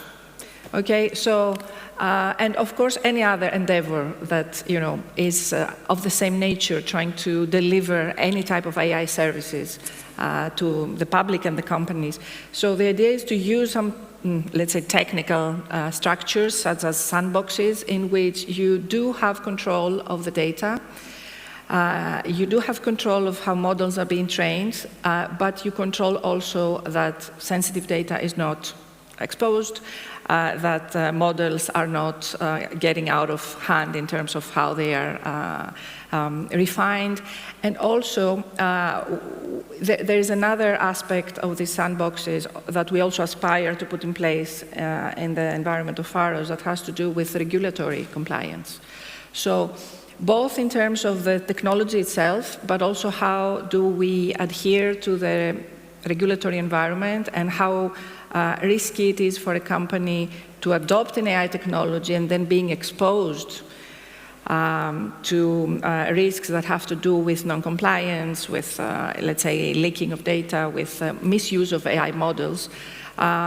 We have the aspiration to put in place within Pharos mechanisms and tools and environments where we can help mitigating these risks. Mr. Kasmiotis, since we're talking about Greece, but we're also part of the European Union, we're also part of the world, and there is a competition, AI competition these days between, let's say, as major forces, the US, Europe, China, India coming up. Where is Europe in this context? And also, maybe more importantly for us, where is Greece within this, maybe its own sub-context? Okay. Of course, Daedalus and Pharos are part of our contribution, but it's up to you. You have the floor, sir. Better late than never. So I would say, just to start with, I believe that until recently the AI race was a race between mainly two players. Before Europe starts, let's say, regulating things as a consumer first, but now realizing that the adoption of AI and the big ambition to become an AI continent is, let's say, a survival, let's say, issue. So I believe that the world is distributed between two main powers for the moment. US, I believe, is the leader in this game, followed by China with different and with a different, let's say, model in building AI systems, till recently using also AI technology, talking about, let's say, the chip level, but now realizing they have to produce their own technology. So the world currently is dominating by these two edges, US on one side, China on the other side, and Europe not as a manufacturer of AI infrastructure, but mainly as a consumer, entering the game of building, let's say, models of building AI tools, starting from the regulation point of view, because everything in Europe is good if it is regulated. If not regulated, we don't trust. So here there is a big debate, innovation first or regulation first. And we have President Trump attacking the European Union on this front on many issues, not only AI. Do we need less regulation? You mean if we have less regulation coming from the European Union, from Brussels, on AI development? I believe that without, let's say, abandoning the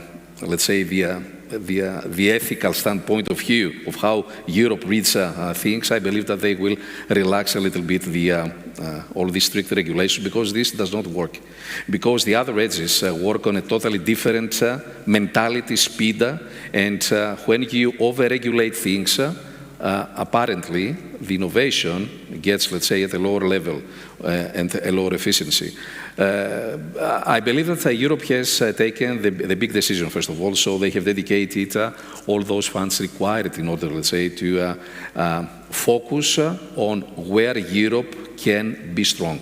And Europe cannot be strong only in regulating things. They can be strong in developing smart use of AI. We see that all this initiative about the European AI factories aims, let's say, to set Europe a pioneering power at a world level. I believe now that in this Europe trying to take a seat in this global game and become the one that will have the superpower in hands and not just, let's say, consuming the superpower is given. I believe that Greece, in this new reality, is a contributor to this European effort. But first of all, it should be a European effort. It cannot be successful in Greece if it cannot be part of a European effort. As Greeks, we like, let's say, to think ourselves as the smartest in the world, like all other nations around, but we know that without being part of, let's say, such a European ecosystem, all this effort that is a historical effort for the country will vanish into thin air. So I believe it is critical that Greece became one of the 7 first AI factories in Europe, this ambitious program.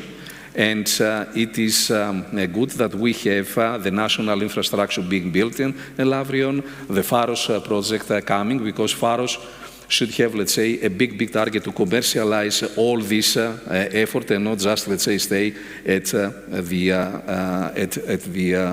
research level.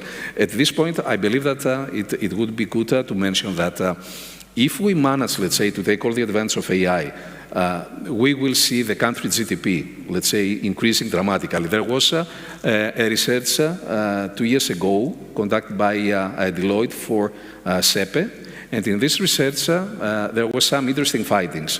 So it was calculated that by 2030, the GDP of the country could cumulatively increase by 5.5%, and other conditions even close to 10%. This is between 10 to 20 billion that will flow into, let's say, the country's GDP as additional income.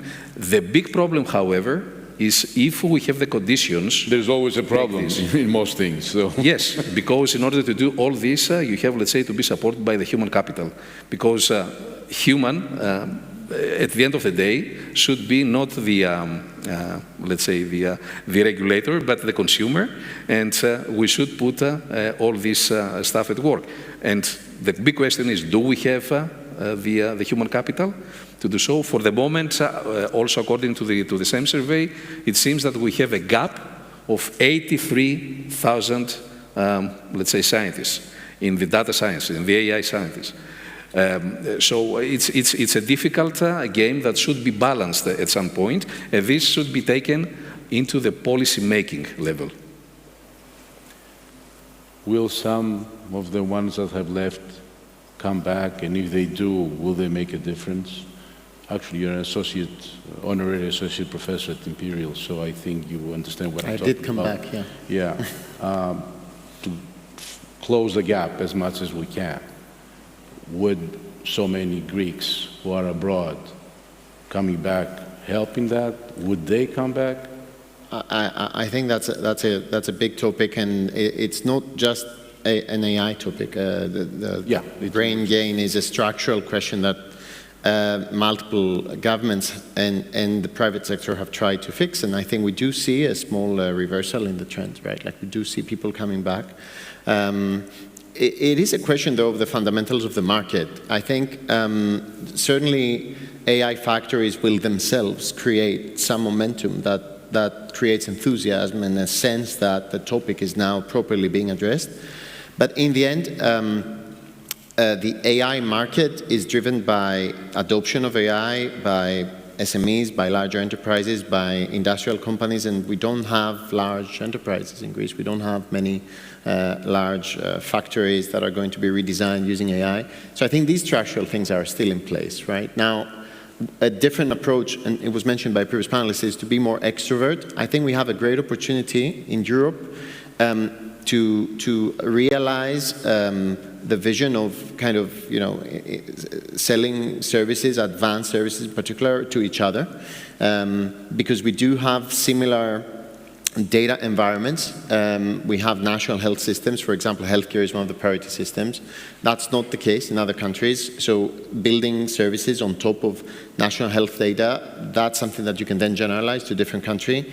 You have satellite data is another example, right? Like where any service that you provide to a Greek private or public sector stakeholder, you could provide also to Italy or Spain or even beyond. So I think there are opportunities to be entrepreneurially extrovert, and this, to me, would be the biggest driver of brain gain, having that ability to live in Greece but serve a global market. And I know that that's also a priority of Pharos, so I think this is helpful. We know the scaling laws continue to apply on AI development. The larger the data center and the compute, the smarter the machine. But if we look at the actual impact numbers, do scaling numbers add up? Do they? Yeah, thank you for that question. I think we've heard a lot about AI factories, gigafactories. We talk about billions of GPUs and millions of GPUs. And this conversation is driven by the fact that there is a thing called scaling laws that the AI community has been advocating, that basically you just need to throw more compute and more data at the problem. This wasn't the idea 10 years ago. We didn't think that AI would develop by just throwing compute at it. But the current AI paradigm, based on transformers and neural networks, does seem to be data and compute intensive. There is no perfect consensus in the technical community as to whether scaling laws will continue. In the previous panel, we heard about small models gaining ground. What is for sure true is that data is an enabler. So in that sense, the data lab part of the AI Factories Initiative is very important. But if we take a different perspective, like what we're observing is that scaling, compute, and data allow for better performance in benchmarking and better behavior of the systems in consumer use cases.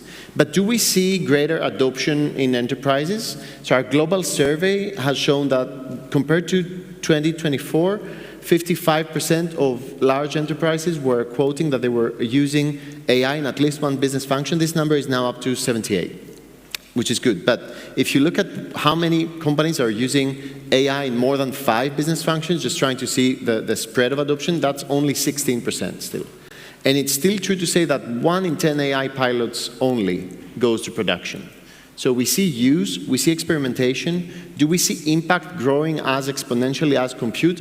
We don't at the moment. Instead, the bottlenecks there are validation, trust, which is the key topic underlying regulation. I think regulation is almost a little bit of a red herring. Trust is really what this is about. Trust to use the technology safely, because a CEO of a responsible company is not going to use AI if it's not safe, regardless of whether it's regulated or not. And solution design and process redesign. So there's a lot to do in order to translate those scaling laws to actual economic impact. So a lot of work ahead. We're out of time. I want to thank you. And also just note that I hope the effort will not be only on how we create and we move ahead with technology, but how we control it, who controls it, and how, because I think all of us here agree that all these data should not end up in the wrong hands and the wrong minds. Thank you very much. I appreciate it.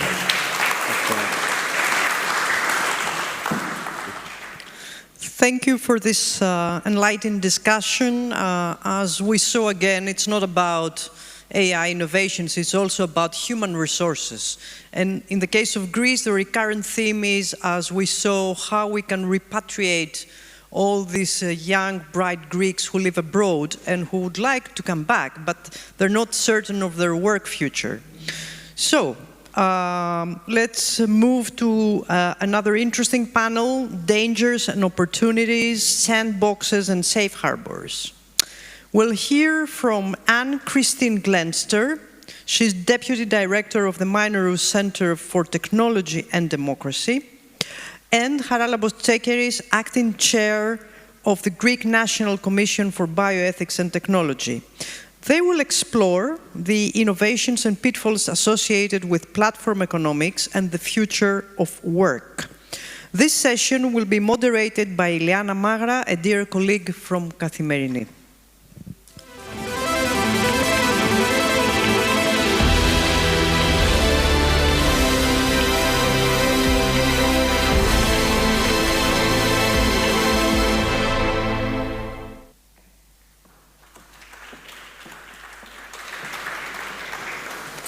Hello, everyone. My name is Iliana Magra. I'm a journalist with Kathimerini. Thank you very much, Margarita, our dearest colleague and MC. I'm very happy to be here because I think that in all the discussions that we're having about AI and the revolution of AI, the foremost question and concern is whether AI will take our jobs. So I would like us to begin with that. And Charalambos, it would be great to start with you. How worried are you about the future of work? I mean, the Greek Prime Minister Endemis Hassabis about 3 weeks ago, when they were talking at an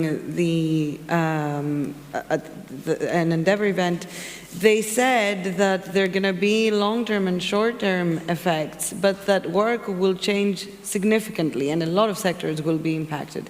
What do you think? Thank you for this invitation. Thank you for your question, dear Iliana.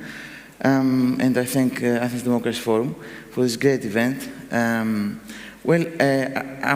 do concern about the future of jobs. I do not afraid.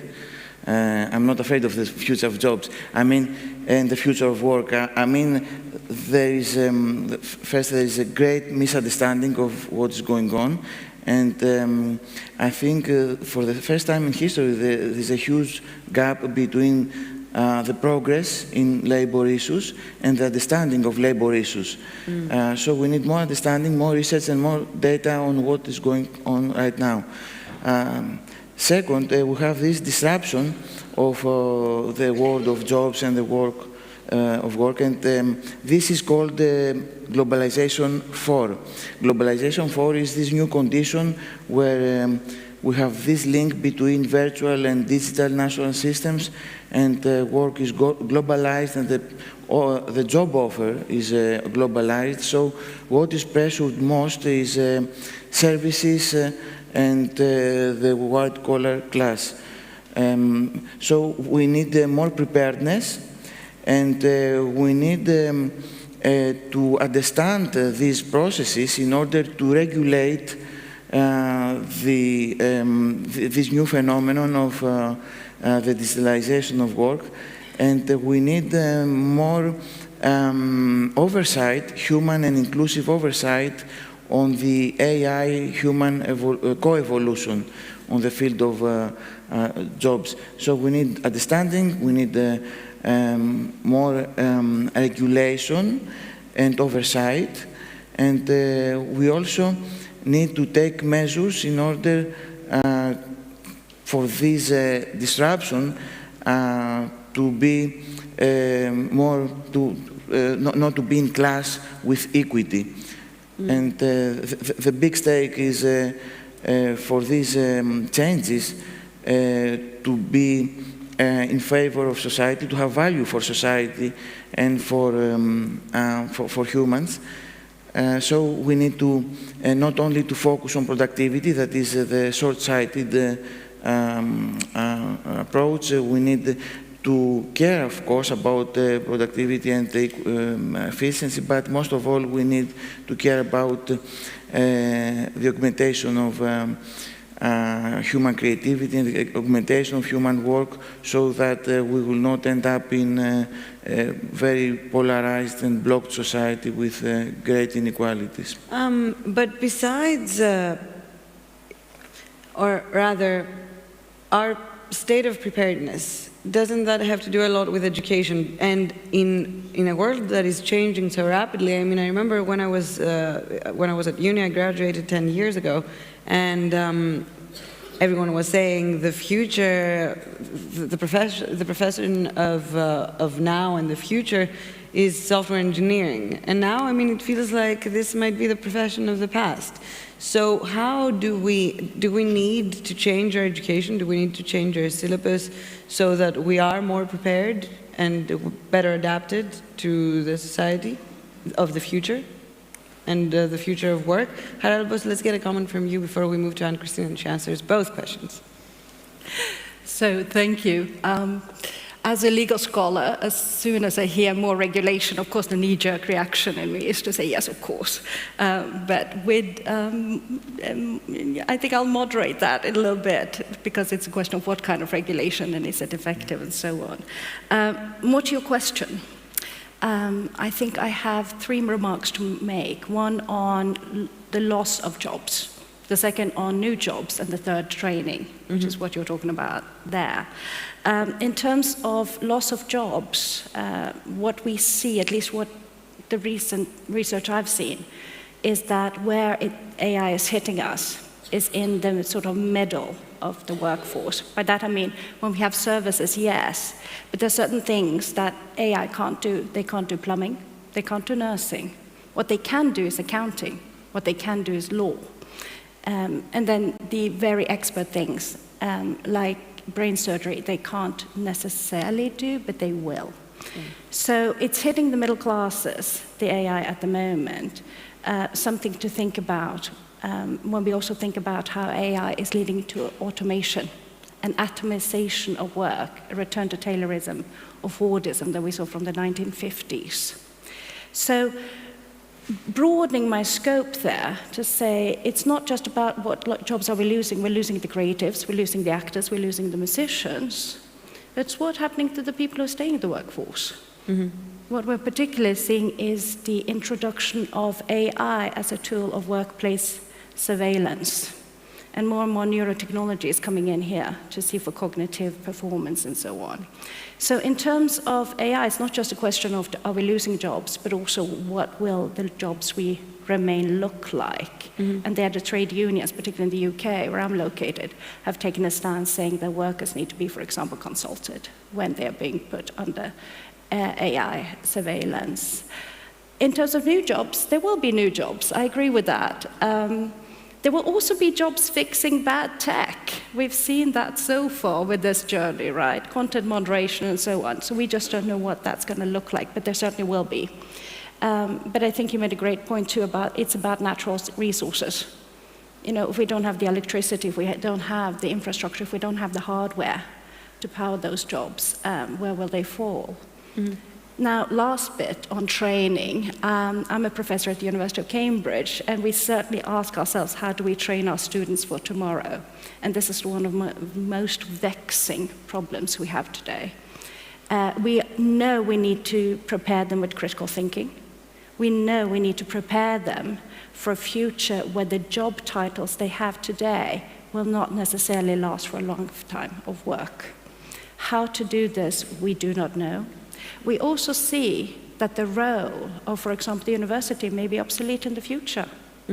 We might have modular training, and we think about Sustainable Development Goal number 4, lifelong learning. We're no longer going to be able to train for just a period of our lives and then think we're skilled. Can I ask you, I mean, which jobs do you think that have, right now, with what we know so far and the training that we've got so far, which jobs do you think are more likely to stand the test of time?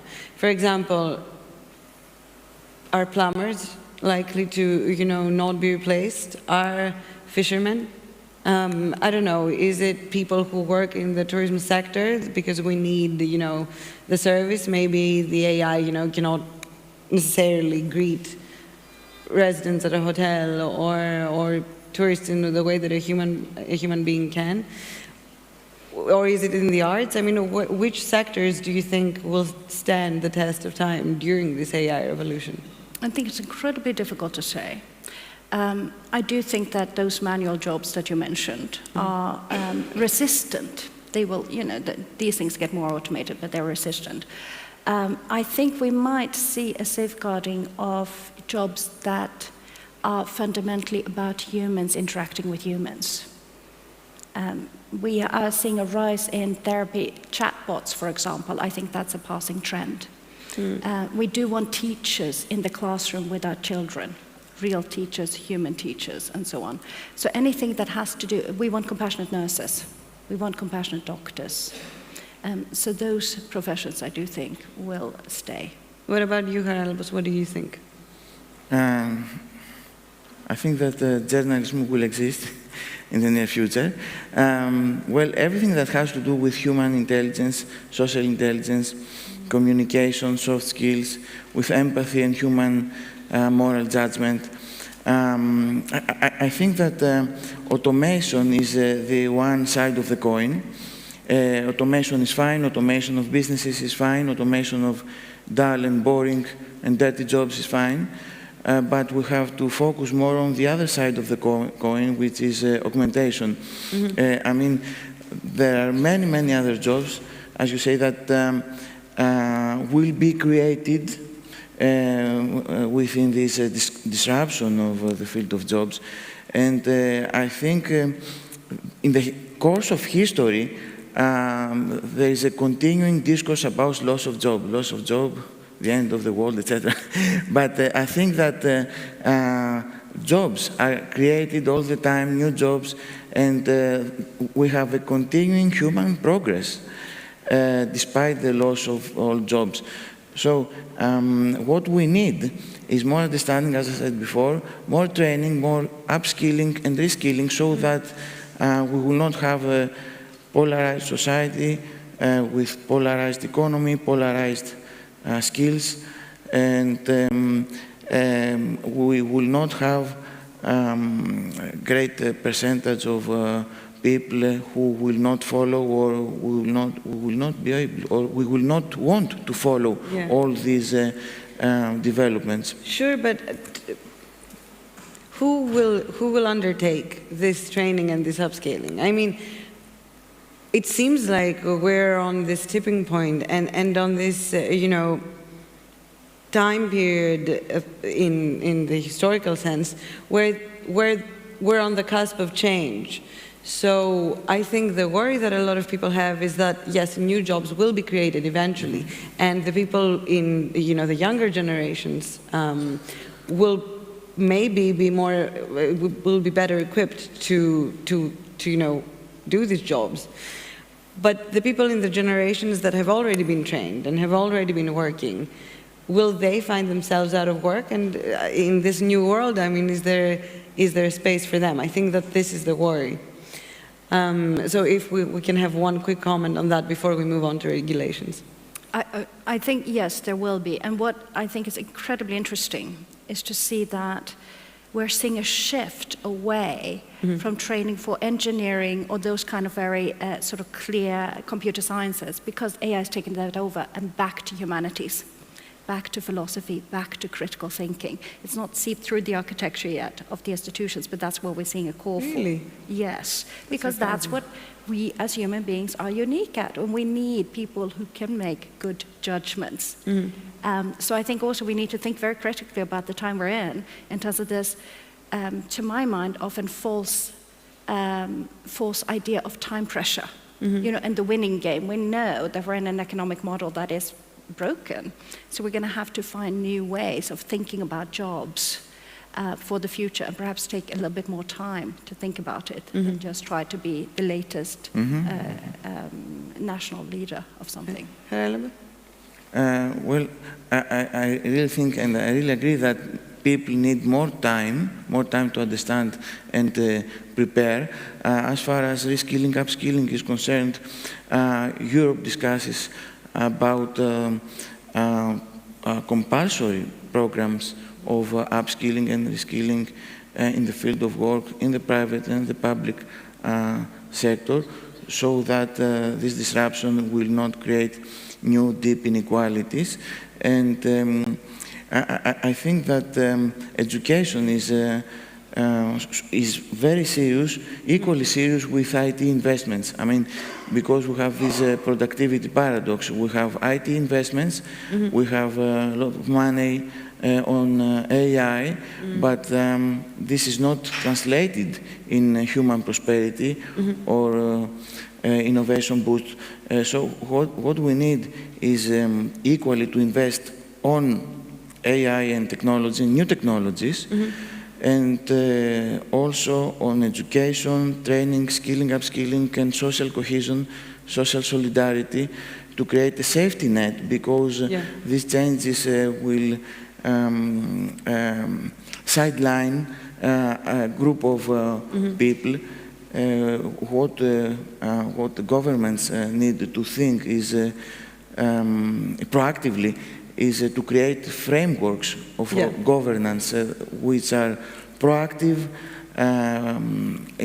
globalized, if possible, and also in alignment with democratic principles and ethical values like safety, responsibility, transparency, equity. Before we move on to regulation, can I ask the audience, how many of you are worried that AI will overtake your job in the future? Can I see a show of hands?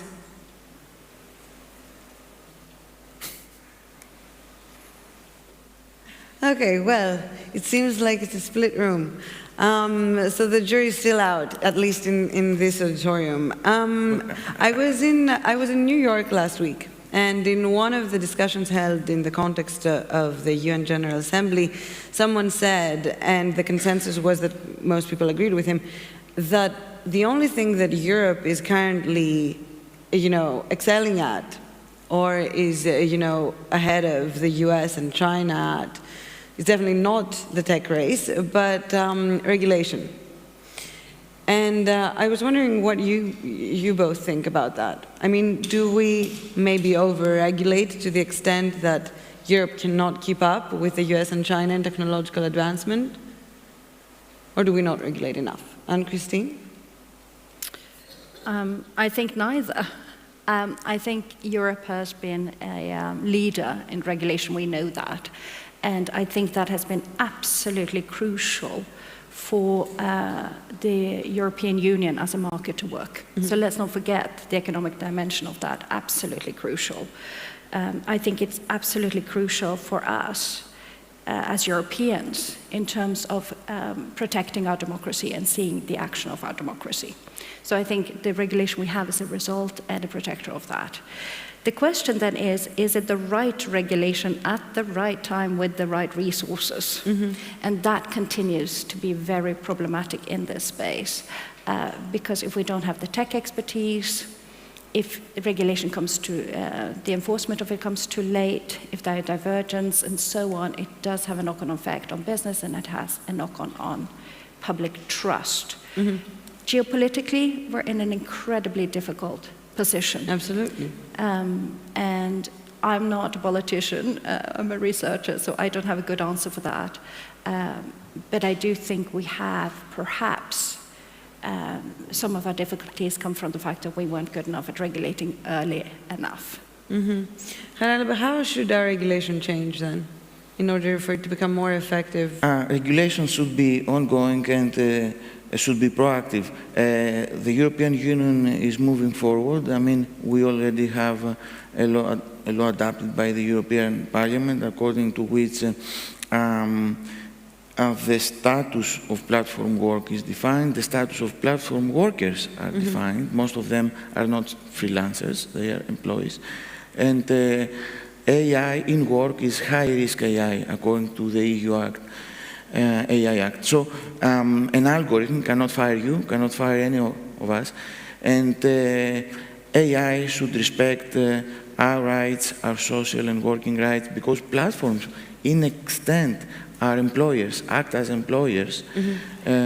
So we have to make to cast light and make all these processes visible and the workers more visible and the right more visible, and to think otherwise. I mean, there are many other paradigms like platforms or work as cooperatives, as public services, in the social economy, in solidarity economy.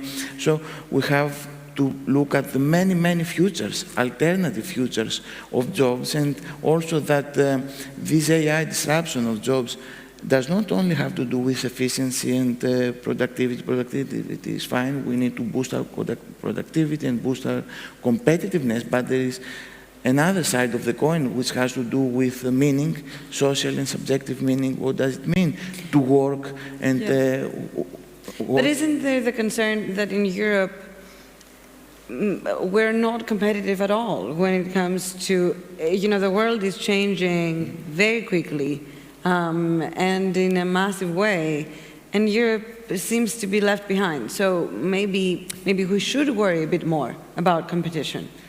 I don't know. But then the question is regulation the right place to look for an answer? Mm-hmm. I think, yes, competition is huge here. I think the economic model we have, that's perhaps where the problem is. Not to take away the regulation and make it even more cutthroat and more monopolistic than it already is. And I couldn't agree more with the idea of remembering that human workers, human people are not interchangeable with AIs and agentic AI.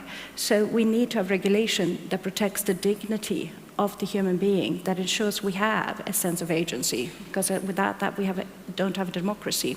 So let's find a different way to have an economic model. Let's not just get away with regulation. But if we are to look for a different economic model, would that have to be on an EU level or on a country by country basis? I think we need to be as brave as the good people at Bretton Woods and other places right after World War II and think that was a moment of crisis. We're now in I think, economic crisis, we're in an epistemic crisis, we're in all sorts of crises, geopolitical tensions rising. Let's be brave and come together as an international community to find a new model. What do you think, Herr? Well, I think I fully agree, and I think we should not move and make policies and organize work neither in a hype-driven way nor in a fear-driven way.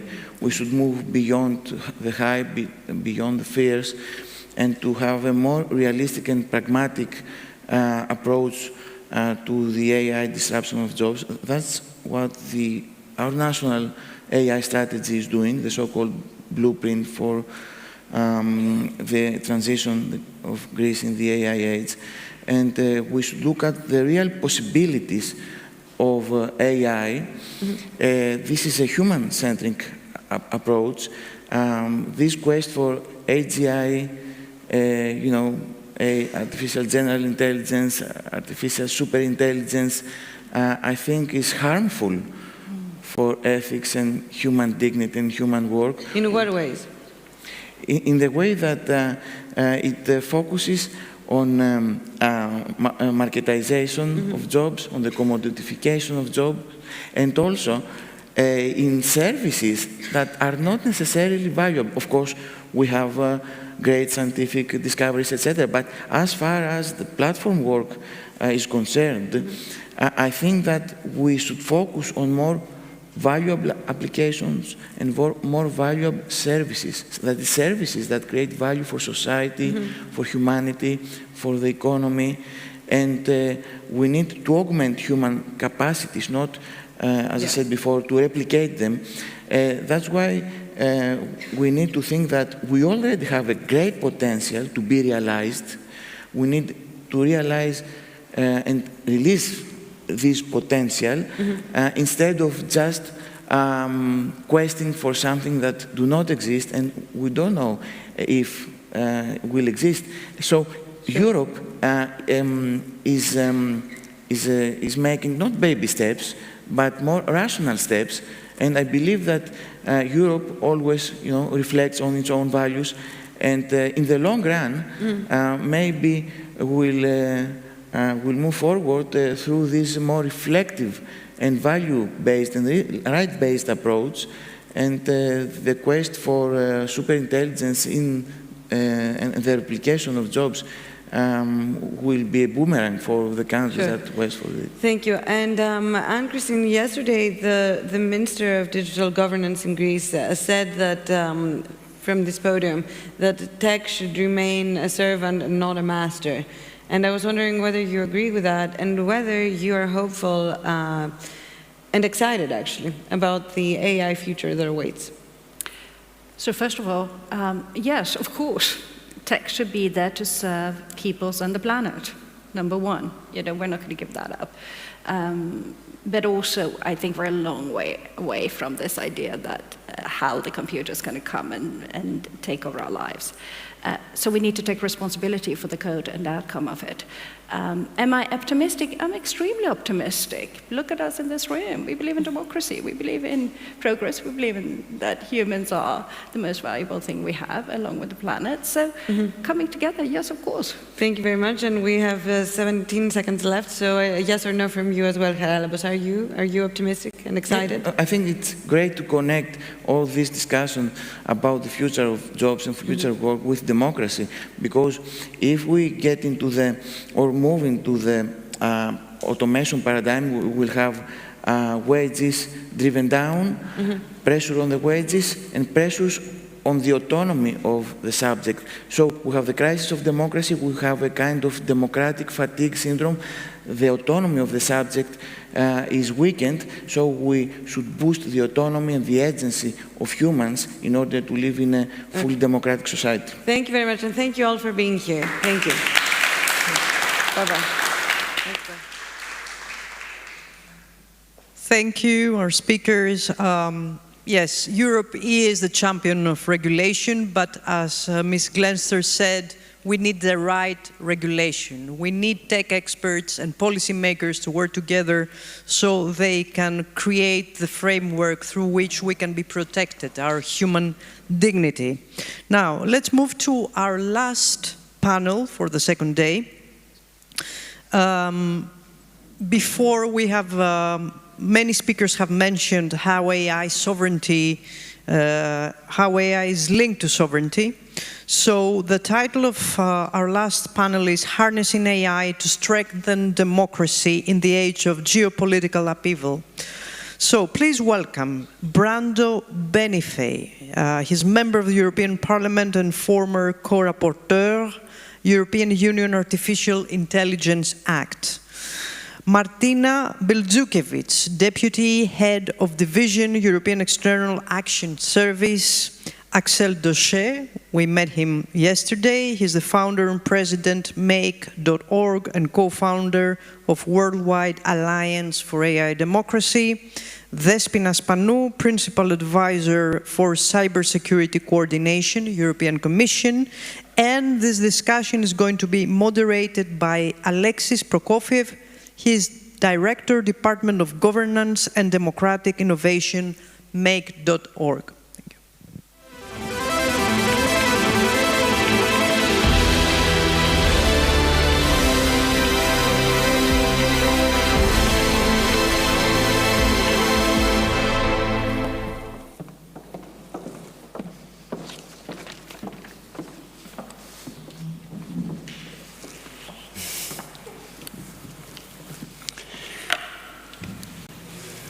Good day, good morning to all of you. My name is Alexis Prokopiev. I'm Director of Governance and Democratic Innovation at Make.org, and I'm absolutely happy to welcome you at this discussion and this panel today, continuing the discussion, of course, about AI, ethics, democracy, but also geopolitics. I will start with a quote. Democracy is under attack. The rise in information manipulation and disinformation is dividing our societies. It's not only eroding trust in the truth, but also in democracy itself. It was said by the President of the European Commission, Ursula von der Leyen, in her State of the Union speech just 1 month ago.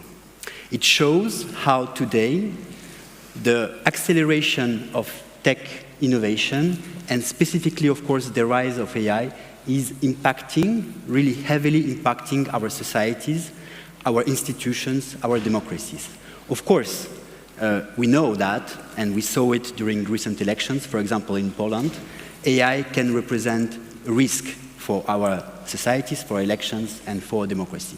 But it could also be an opportunity in the geopolitical situation that we are currently in, but also for the institutions, for the connection with the society, and for the democratic resilience that we absolutely need.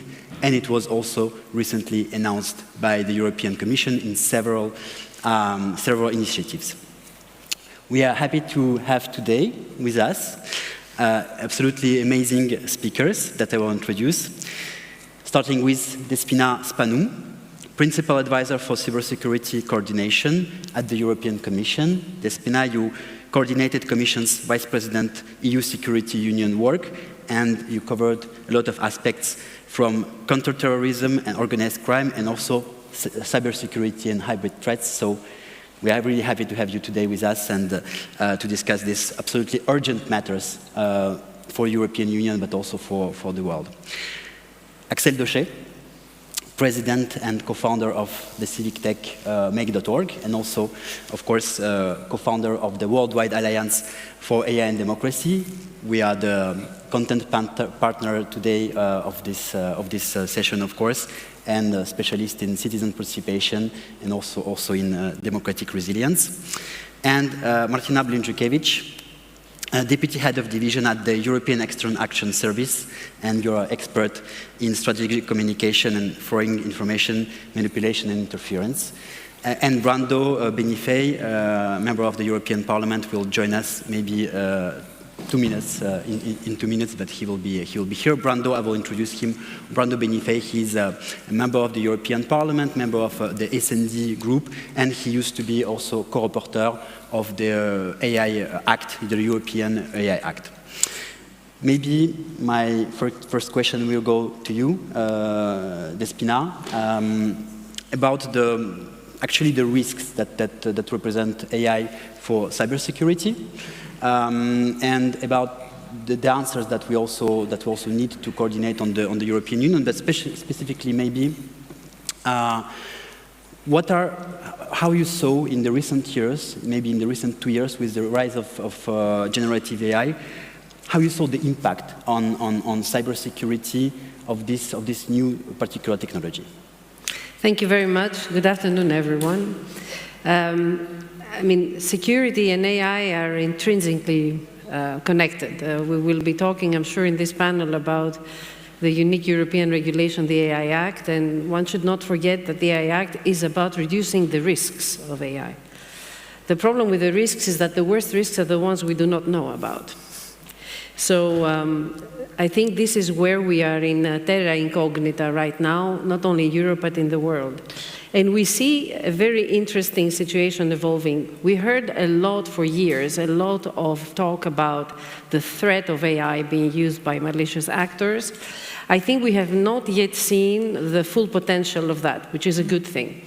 The European Cybersecurity Agency, NISA, has placed AI in the top threats until 2030. And I think in the next 5 years, we will see an evolution.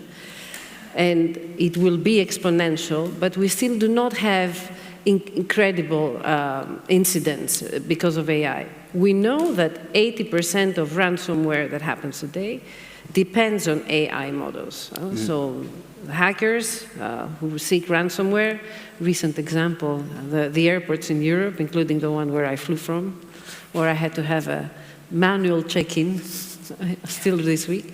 So this kind of ransomware attacks, #1 type of attack still in the world, ransomware, 80% of them are carried out through AI. Very recently, Anthropic reported itself that they discovered how their own system, Claude, was being used to autonomously decide on data to be taken to carry out a large-scale extortion attack. They discovered it themselves. So this shows that there is a use. And we can certainly say that today there is a lag between the malicious use of AI and the good use of AI. And I think that we will talk about the opportunities a bit later. So the problem we have today is that we have regulation as to how accountable companies must be, how accurate they must be with the use. We cannot regulate the malicious actors. We cannot regulate the hackers. We cannot regulate malicious actors that come to trouble our democracy, our stability. They function in sandboxes, and their only instrument that is necessary is their creativity. So the risk we have is that while they're being creative and they're developing the ways to attack without us even being aware, we do not accelerate ourselves the use of good AI. I think that's where the risk is, that the malicious actors will find the means they always did. But the risk we have is that by prolonging the talk, and you will allow me to say that on, is the AI a good thing? Should we postpone it? Should we change it? We are postponing the opportunity for us to gather and seek the good use and to re-equilibrate this lag. And I think if we do that, the tilt can change towards resilience. And Brandon here, he will tell you more about the AI. I was listening. Sorry. Thank you. Thank you, Despina. Welcome, Brando. Sorry, directly you arrive, and my question will be for you. So we were discussing also about the Ursula von der Leyen's State of the Union speech, and you used to be the co-rapporteur of the AI Act, of course, in the European Parliament. Maybe we saw and we see, and we will discuss it also today, the rise of the attacks, the rise of the risks that generative AI can represent for our institutions and our democracy. Of course, the idea is also to discuss the solutions, and we will, as you said, Despina, the amazing opportunities that AI could represent to defend ourselves and to be more resilient. But my question to you, Brando, do you think that today the European legislation is ready for the acceleration of the AI innovation, or we still need to go further?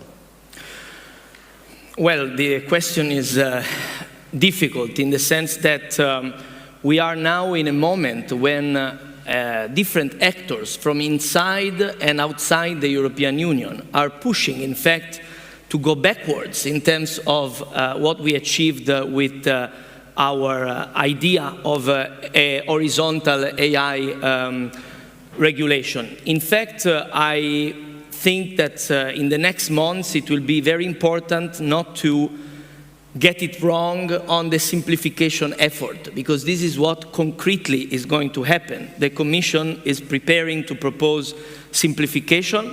In my view, the biggest simplification is strengthening the European Union capability to implement its own laws. Because today we have fragmentation, we have uncertainty, we have attacks sometimes based on fake news about the act itself, like when it said that it goes against the research, which is not included in the scope of the act. So I think instead that we need to implement, to come to your point, implement what we approved. In fact, I give you an example. We were not only the first ones to have an AI Act in this form. A few days ago, I was speaking with the Pan-African Parliament, and I speak very often with different parliaments and governments all over the world. There is a lot of interest to actually adopt partially or in full what we are doing.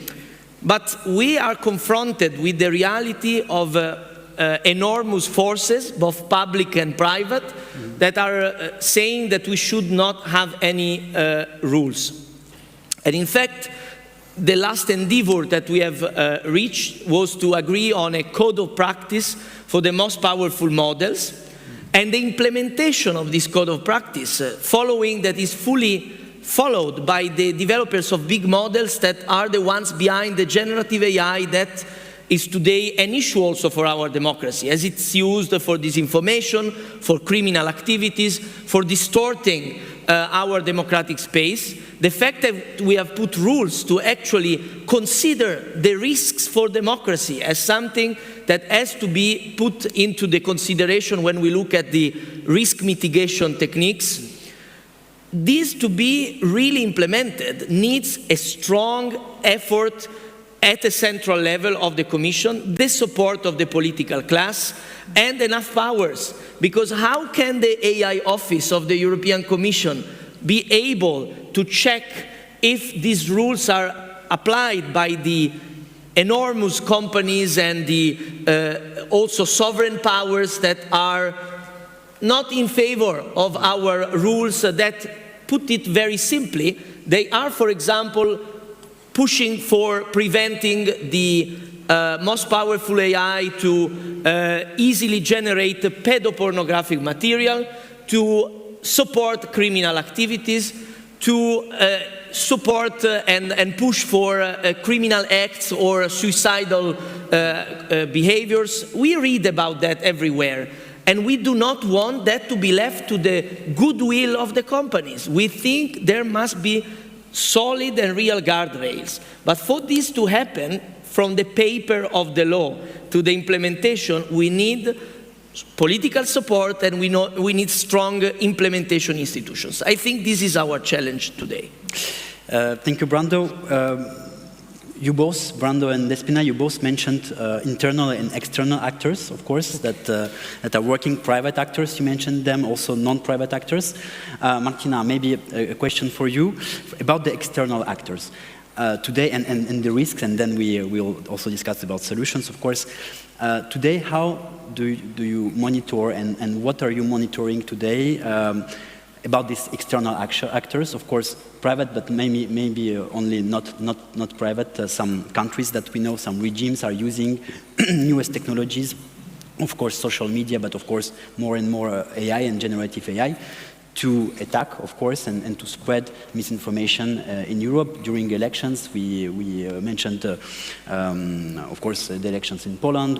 Of course, we saw it, some attacks during the elections in Germany. Maybe, what are you seeing now in the last year from these external actors? Thank you, Alexis, and good afternoon, everyone. Yes, I will focus on foreign information manipulation and interference. This is what I have been countering for a few years now within the European External Action Service.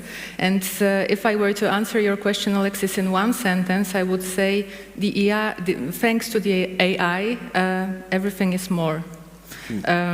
So foreign information manipulation as well as disinformation, it's not a new phenomenon at all.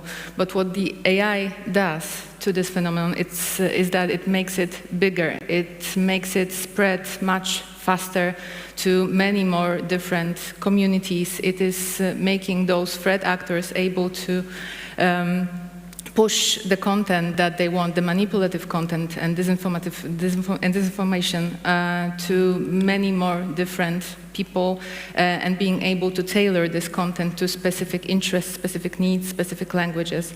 I could probably write a book about this, and I could talk for hours about this. I will not, I promise, not right now.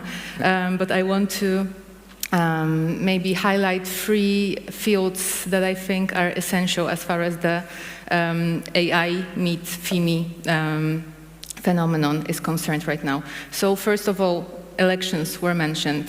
Polish elections in 2023 are one example, but we also saw some AI-generated content, manipulative content, pushed ahead of the elections to the European Parliament last year. And just very recently, ahead of elections in Moldova, I think the whole of Europe and a large part of the world was observing those quite closely. We saw ahead of those elections already a massive effort, especially from Russia, to manipulate the outcome and manipulate the public opinion. And of course, this is not new, especially when we talk about Russia trying to manipulate Moldovan audience.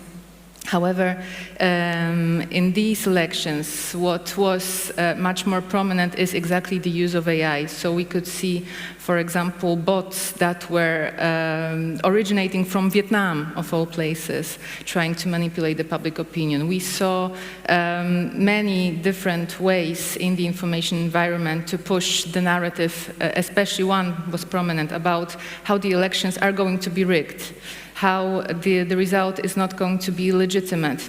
So there was already some preparing of ground to question the election results and then to encourage people to go and protest, for example, and to attack the institutions of Moldova. And content generated by AI, as well as techniques that were powered by AI, helped this kind of content spread much faster and much wider. So that's just one of the examples, and I think, yes, exactly as Despina said, we didn't see the worst part of it yet, most probably. To add to this gloomy picture, apart from the elections and different democratic processes that foreign information manipulation is targeting, what is also being targeted in a more general way is the public debate, especially that happening online on different social media, on different websites, discussion fora, and so on and so forth. And it really is a global phenomena.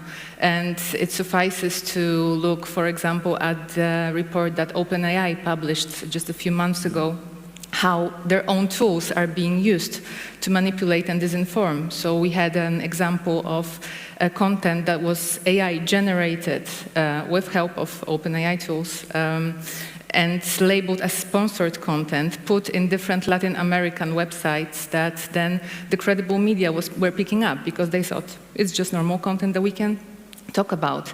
We saw comments being hijacked, comments under different articles, also with help of AI-based tools, that makes the debate go in one way or another. It's not a natural debate, and people get manipulated. We saw kind of the same playbook in Ghana as well, so a very different part of the world. From Latin America to Ghana to Europe, we also saw synthetic comments, AI-generated comments on different social media that look as if it's a real debate happening, whereas it is actually not. And this influences what we think, how we vote, what we choose to do or not. And I will just briefly maybe name a few other examples as far as techniques are concerned. Everybody is talking about deepfakes, of course, and this has been quite prominent also in Moldovan elections just recently. But you don't have to be as sophisticated as that. It suffices to do a synthetic voice, for example, as we saw of UN Secretary General just very recently, allegedly attacking Emmanuel Macron for controlling Reporters Without Borders.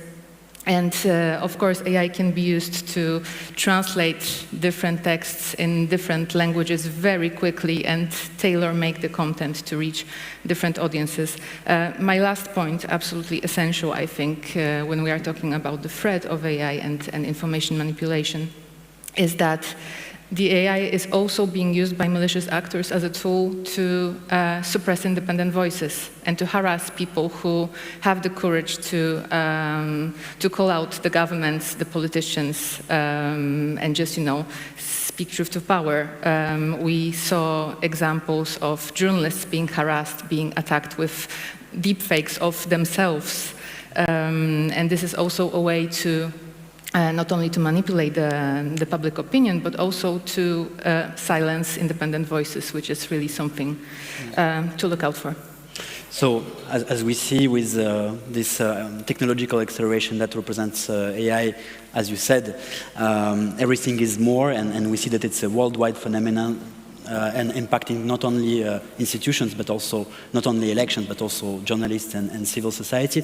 Axel, you work for several years now in citizen participation and massive citizen engagement, and as you told us yesterday, you launched this year the Worldwide Alliance for AI and Democracy, uniting many actors all over the world, not only innovators, not only private companies, but also NGOs and academia, and you're also working on research. Maybe we can move a bit on why. Maybe you can explain a bit more in details why you think this is really important to launch this alliance and to improve this alliance today. And also maybe you can tell us a bit more on the research programs that are needed today to improve the use of AI in favor of democracy. So first of all, about the bad side, we talk about regulation, cyber risk, and disinformation war. I will take the position of the citizen. The critical risk for citizen is the end of free will. Free will has been a long time dilemma religiously speaking, the question whether you decide or it's God deciding for you, philosophically speaking, in this place, about finally what your own power in your decision regarding your context, regarding your predisposition, regarding your biology. And in the last 200 centuries, disinformation campaign already existed, you know? And in Russia, for the last century, we show a lot of example of this. So why AI is changing this paradigm? Because I do believe that for the past 20 years, the level of uncertainty regarding the free will has changed of brackets. The first step of this change of brackets has been the rise of the social networks, which definitely offer not only tools for malicious use of technology for disinformation war, but also have built the bubbles that now everybody knows and what start to fragmenting the ability of everyone to have his own opinion. Mm-hmm. Then come AI. AI as a tool to industrialize disinformation. Then come a next step, which is the over-concentration of the power on AI.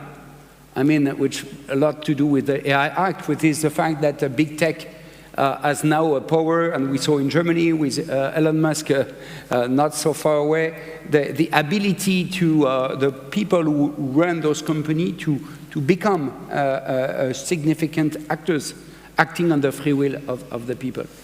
And the last step is AGI. What will become our free will in the AGI world? And I made a prompt, which is Mr. AI, just imagine that AGI has conquered the world. Why do we need democracy? And ChatGPT answered, we don't need it. And he said, oh, maybe we could use it for educational purpose. I think the level of cynicism is pretty big, but it shows that finally, on top of the malicious usage in the new socio-political world of AI, there is an undermining risk, which is the one on the free will itself. Now the good side, if you want me to pursue on that direction, Alexis, yes. Which is everything that AI can contribute. And definitely AI can contribute fighting against AI things, and that's easy to know. It's the story of the shield against the sword. Okay, you get it. Okay. But there are some specific benefits coming with AI if it's used properly. And I will quote 4. The first one is disintermediation of the complexity of the world.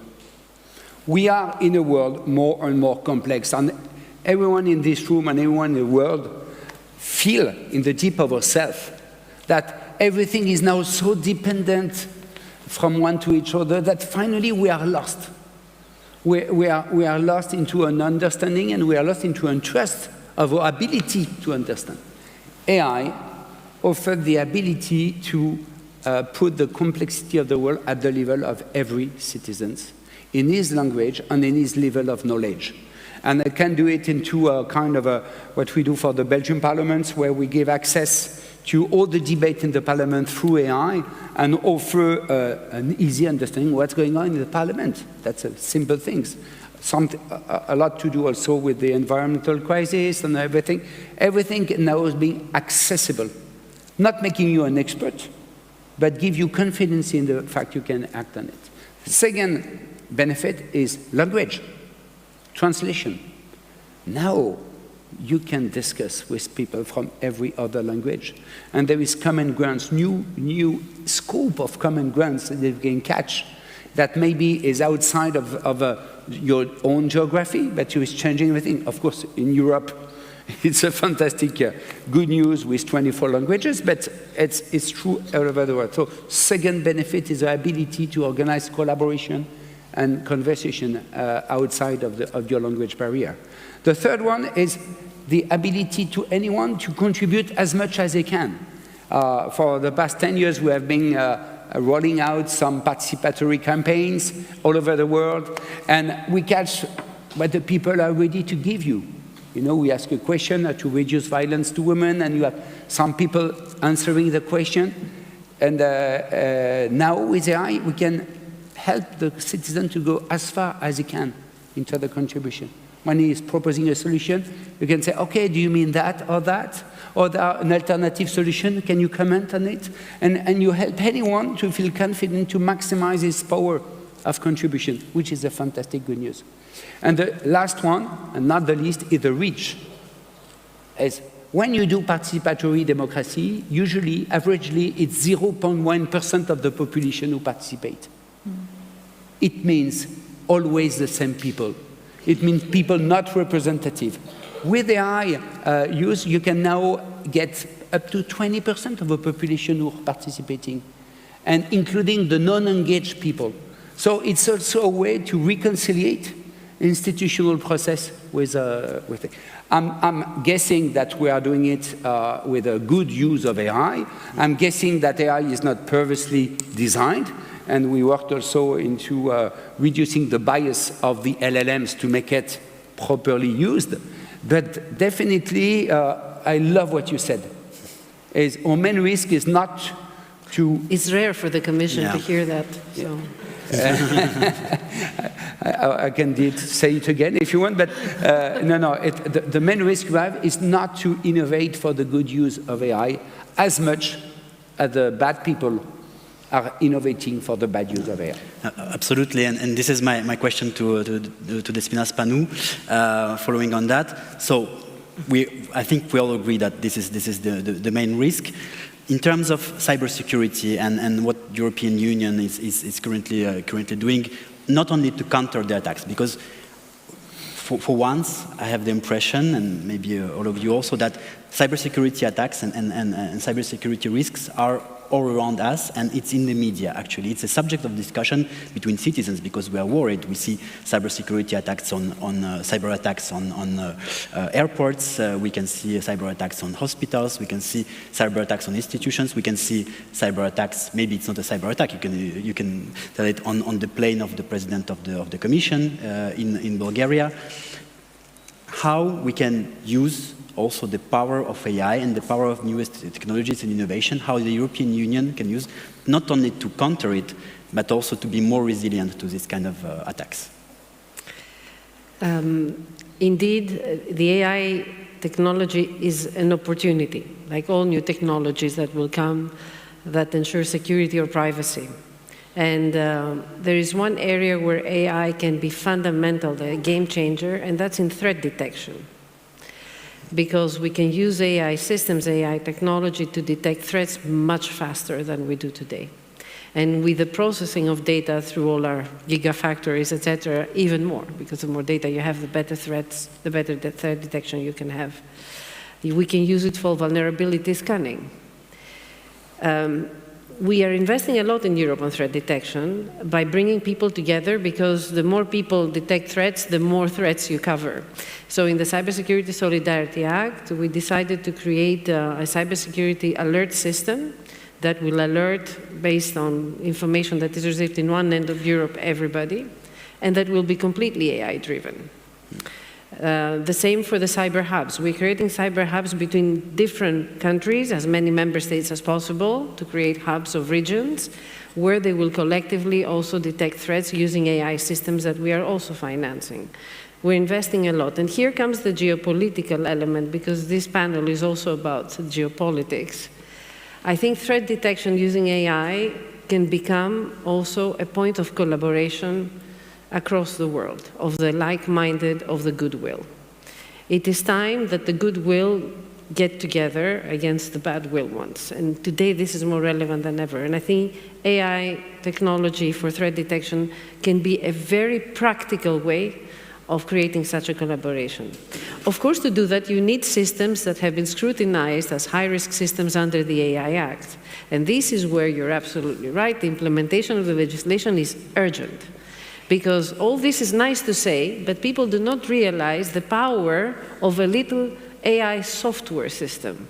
Look at the simple software system and what it did to an airport, just a third-party supplier, simple software system. So you need also the scrutiny of what you put in the system, because today cyber defense will also depend on AI.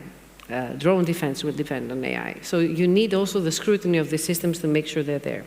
There's one more area I'd like to address, though, where AI can be fundamentally important, and that's in the area of skills. Yesterday, I attended a conference here in Athens of the Women for Cyber Foundation, where we work hard to bring more people in the area of cybersecurity. We're missing 300,000 people in Europe today. AI can fill a lot of these jobs. We will have to be smart and very strategic. It will help people who are on burnouts, because people who work on security are suffering. So it will help them through systems, again, systems that have been subjected to the scrutiny of the legislation. So I think there on skills it is also a great potential, let's put it this way. And finally, AI in tech, more generally, will serve security. So we should not only talk about the cybersecurity attacks and how AI can help through the vulnerability scanning or threat detection. It is also about AI helping with the design of all systems, and that's where we will become more resilient, to answer your question. And this is how we designed the AI Act. And this is the whole concept of how we should be dealing with any technology. We did that even with 5G, and we will have to do that with quantum.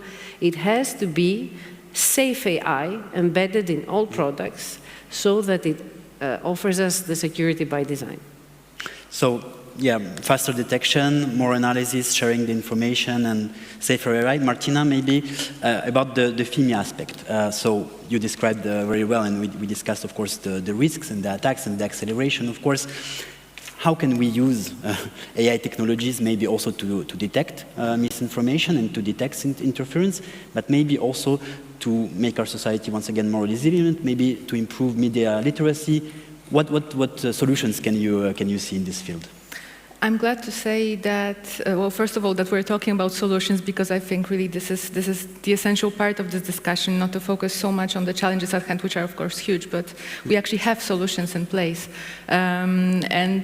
Secondly, I'm glad because some of this work is already happening. So when it comes to incident detection, we have both within European institutions some tools that are also AI-powered that help us see a bigger chunk, if you like, of the information environment and understand what is going on there. But we've been smart enough for years now to also rely on civil society for this kind of work. So we also do a lot of capacity building efforts so that journalists, fact checkers, different civil society organizations have the ability to use tools, different tools, including AI-powered tools, to understand the information environment, to detect and to analyze. But all of this is just about observing the situation, which is, of course, crucial, but the real deal is in acting on this kind of information. And here, AI can also be quite helpful. It can be helpful for us to be much more present in global discussions, in the information environment, but also, in conversations with our partners. It can help us understand our interlocutors better. We now have access to different kinds of information that, a few years ago we would need to rely, for example, on one person working locally in one of our EU delegations somewhere in a distant part of the world, translating something for us. So that would take, days, if not more. Now, it just takes minutes. We are able to be much more present in the information space with our own narrative, because I also think this whole discussion about information manipulation and the threats is way too much focused on how we react to different things. We need to react, that's obvious, but we don't talk enough about the EU or our partners as well, and I absolutely subscribe to what Despina was saying about working with different partners, the like-minded. So we are not talking enough about being there together in the information space with our own message, with our own offer, because we do have a lot to offer, and especially in this geopolitical context, We are the reliable partner. The EU is, I mean, we are still there. Of course, we can't save the world just like that, but we do try in different areas. And I think also the fact that we have all this data and that the fact that we have all this data really makes us not having any excuses anymore to engage with citizens, because we have tools to actually analyze feedback. If it's from 0.1% or more, it should count, and we have tools to analyze all this information to also, for example, attribute malign actors, do the attribution, so say, call out those actors together also, not only within the EU, but also with our partners, and say, we have proof that you're doing this, now we call you out, now we can put sanctions on different actors, for example, and we have different policy tools, yes, to make this happen.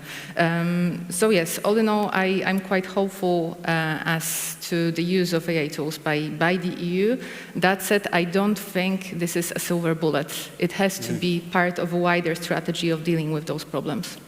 And we still have some minutes. About this strategy and all the solutions that were mentioned, we have now maybe the chance in Europe to have some champions working on AI, of course, on the countering disinformation, countering cyber attacks, improving citizen participation, improving the connection between institutions and citizens, of course. Brando, in today's world, in the geopolitical context, of course, with, you work a lot on the US, of course, and you know that China also is working a lot on AI. How can we ensure that in 2 years, in 3 years, in 5 years, Europe is still improving and innovating in AI and maybe becoming even more, taking more leadership in the worldwide situation? Well, as you said, I am working a lot in this mandate on this relation with the US as chair of this delegation for relations with the US of the European Parliament. And I have to say that the AI comes very often because the technological cooperation in the transatlantic sphere is a difficult in this moment but very important topic, and we must engage so that we can find solutions to strengthen the competitiveness of Europe on this topic, but not renouncing to our values. But to do this, we need a stronger unity of the European Union, maybe an avant-garde of certain member states to actually work together more strongly. And to develop common plans for computational capacities, to integrate more our financial markets. So, to be frank, the evolution that I hope for, and you know that there was the Draghi report, a lot of discussion about how we can transform the European democracy in various senses. I think that the evolution of the European democracy is strongly linked to the possibility of becoming an AI champion at the world level. With our values, with our principles, with our approach to AI that was discussed, that it's human-centric, that is very careful to empower democracy and not damage it through AI. We heard examples, but we can see already a lot of examples of AI instruments to strengthen democratic participation, and we need to support them. But I don't see still the critical mass that is needed. And I think we should also be bold, if I may add one last thing, picking up from something I heard from the other speakers, especially from Axel speaking about the AGI. I think that we should have the courage to say that until the AGI can be developed in a safe and controllable way for humans, it should not be an objective for the development, but rather something we study, not something that is foreseen as an achievement that we might lose control on. And instead, we should focus on AI for the common good, which can be extremely helpful. I'm an optimist on the future of the use of AI for our democracies, but for that to be real and not to end up in the wrong direction, we need rules, we need strong civil society engagement, we need strong debates like the ones that we are doing in these days. And Axel, maybe for the final words of this conference, from the point of view, of course, of the innovators, but also from the point of view of the research and the link with the civil society. Recently, we discussed about that. So recently, Ursula von der Leyen also announced that the reinforcement of the European Democracy Shield, the creation of the new Center for European Democratic Resilience. What do you think can be expected, and what do you expect also from the institutions and Europe in this context of the competition, but also in the context of the need of innovation and research to answer to all these challenges that we mentioned today? At the AI Action Summit in Paris in February, we were working with the French presidency into the organization of the AI Action Summit.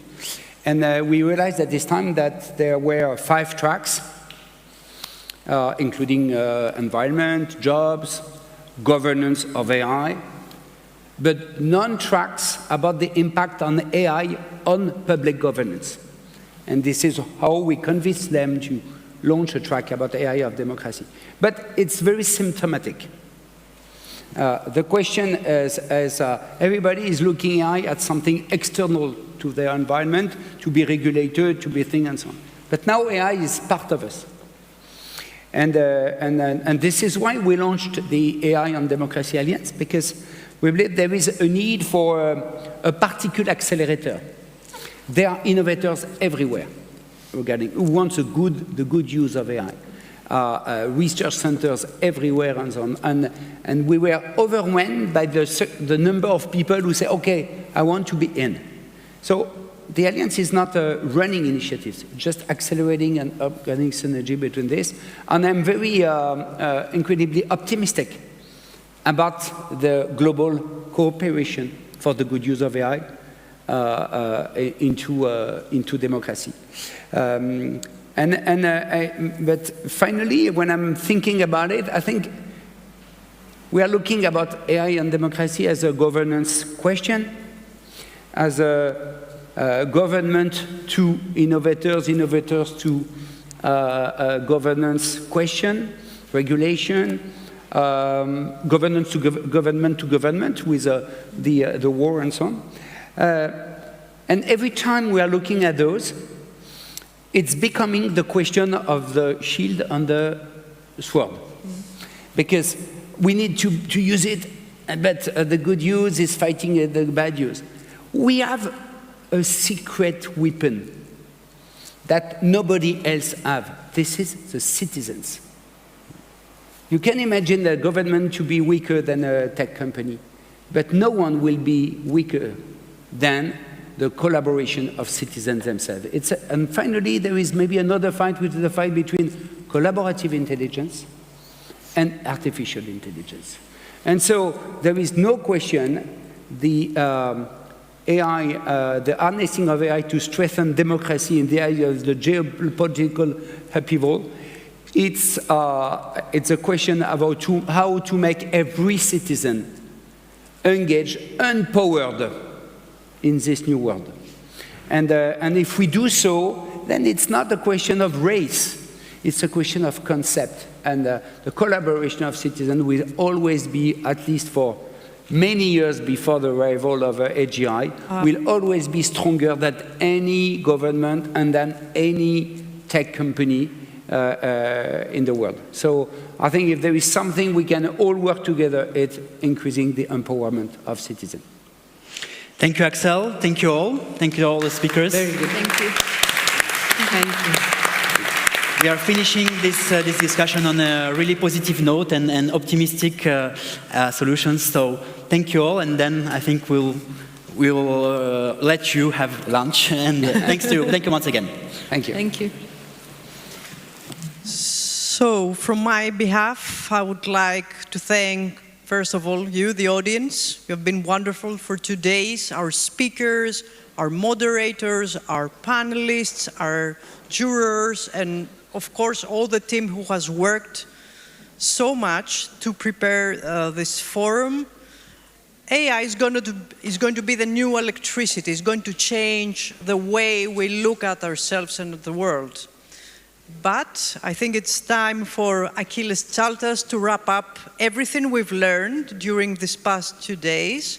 Thank him, because he always takes care of Greece, and he has initiatives which promote the country. So thank you very much, Achilles. The floor is yours. Thank you very much, Margarita. And please, if you can stay in the room, because I have an important announcement. If you want to know where you're going now, you have to stay in the room. So I have to say a big thank you to Margarita. You're a top-notch representative of our partner, the co-organizer of this session, Kathimerini. And with this, we conclude the first important opening panel, or session actually, it's been a whole module, with which we launched this year's Athens Democracy Forum. So thank you again to Piraeus Bank for their support, and to the Worldwide Alliance for AI and Democracy for their content partnership. And of course, we talked so much about AI factories and Pharos and Daedalus that we are grateful to be under the auspices of the Growth Fund. Now, for lunch. There are 3 lunches going on for those of you that have opted in. I do have a little secret to share with you. For those people that are going to the Open Society Foundation lunch, which is about democracy and public sector leadership, there is a shortcut to the Omega 2 room, which is from that door there. So everybody going to Open Society Foundation from that door there. The second lunch is by McCain Institute on Human Rights Defenders, and we go downstairs for that lunch at the Arts Lounge, 1 level down. And to continue the theme of AI, ethics and democracy, Oracle is kindly hosting a roundtable workshop lunch on the cloud and AI and the public sector modernization, and that is taking place on level 1. So you can go with the lift to level 1 for those of you for Oracle. That's the Oracle lunch. The other 2, Martina mentioned that civil society has a very important role to play. So Open Society Foundation, out that door and up the stairs and right. McCain Institute lunch on human rights, downstairs 1 floor down. And we come and we go to level -1, at 2:30 for the NGO Innovation Showcase. So again, continuing on the themes here, we find out what civil society is doing for technology and democracy at large, 2:30 downstairs. Thank you all.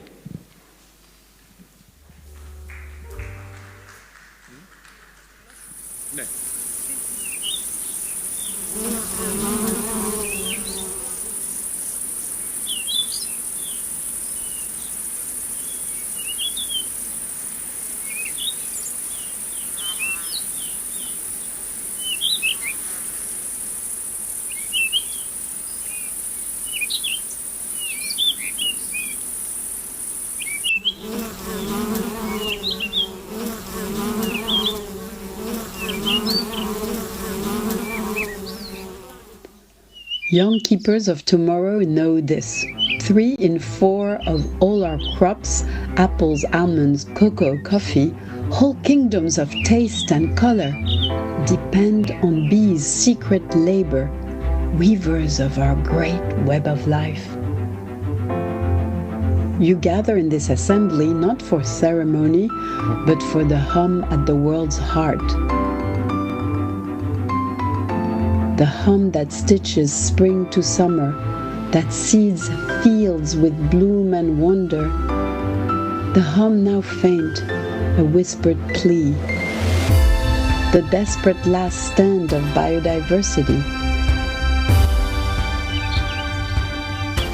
In 30 years, the toll is clear. 1/3 of pollinators lost, their flight broken by poisoned air, their maps erased by concrete's snare.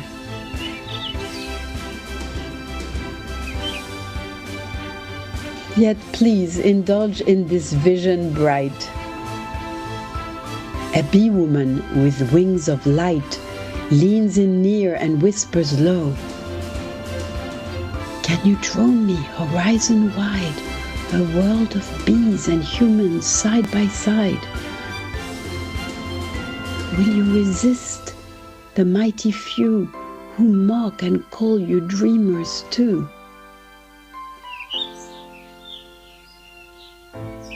For keepers, you have more than dreams. You have the tools of assembly.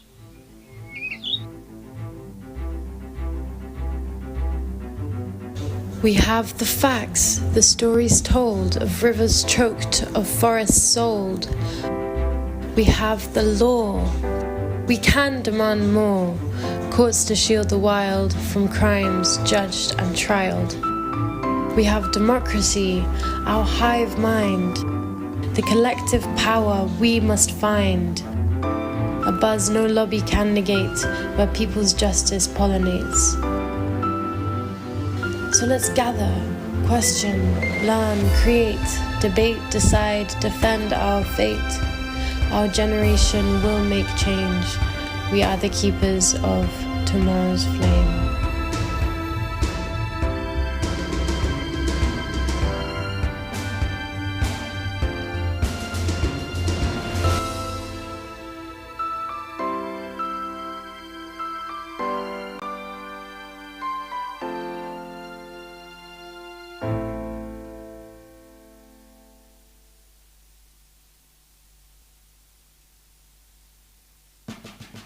The people have cast their votes. Now what? Finding ways to have citizens engage beyond the ballot is critical for a healthy democracy. Of, by, and for the people is part of the American spirit. Thomas Jefferson once said, "I know no safe depository of the ultimate powers of the society, but the people themselves. And if we think them not enlightened enough to exercise their control with a wholesome discretion, the remedy is not to take it from them, but to inform their discretion by education." Informing citizens is at a critical impasse. We live in a time of overwhelming speed, of a nonstop media cycle mixed with mis- and disinformation. No citizen can keep up with everything all the time. Pair that with the fact that only 45% of Americans are able to distinguish between opinion and fact, only 50% of the time. Public trust in policymakers has also reached an all-time low, and current American politics don't allow for much gray area in opinion. And yet, Americans don't see themselves that way. They agree on most important issues and want to find common ground. According to the University of Maryland's Demand for Public Consultation report, 79% of Democrats and 64% of Republicans would switch party affiliation if the other candidate pledged to consult more with citizens. This clearly shows that people are hungry to have a voice. Voters should not be taken for granted. They are earned through trust, delivering of results, and with open and honest communication. While that list of prerequisites to earn votes may seem overwhelming, a citizens' assembly might be the very tool to help reach more voices and engage with constituents in a meaningful way. Why a citizens' assembly? Like jury duty or the Agora in Athens, citizens' assemblies at their core bring people together to solve public problems. Through a democratic lottery, a broadly representative group of citizens are called upon to help write policy proposals on issues that impact their daily lives. Throughout the process, they convene several times to learn, weigh opinions, and formulate policy recommendations.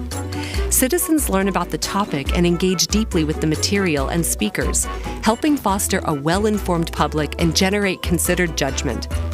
Through this, social cohesion and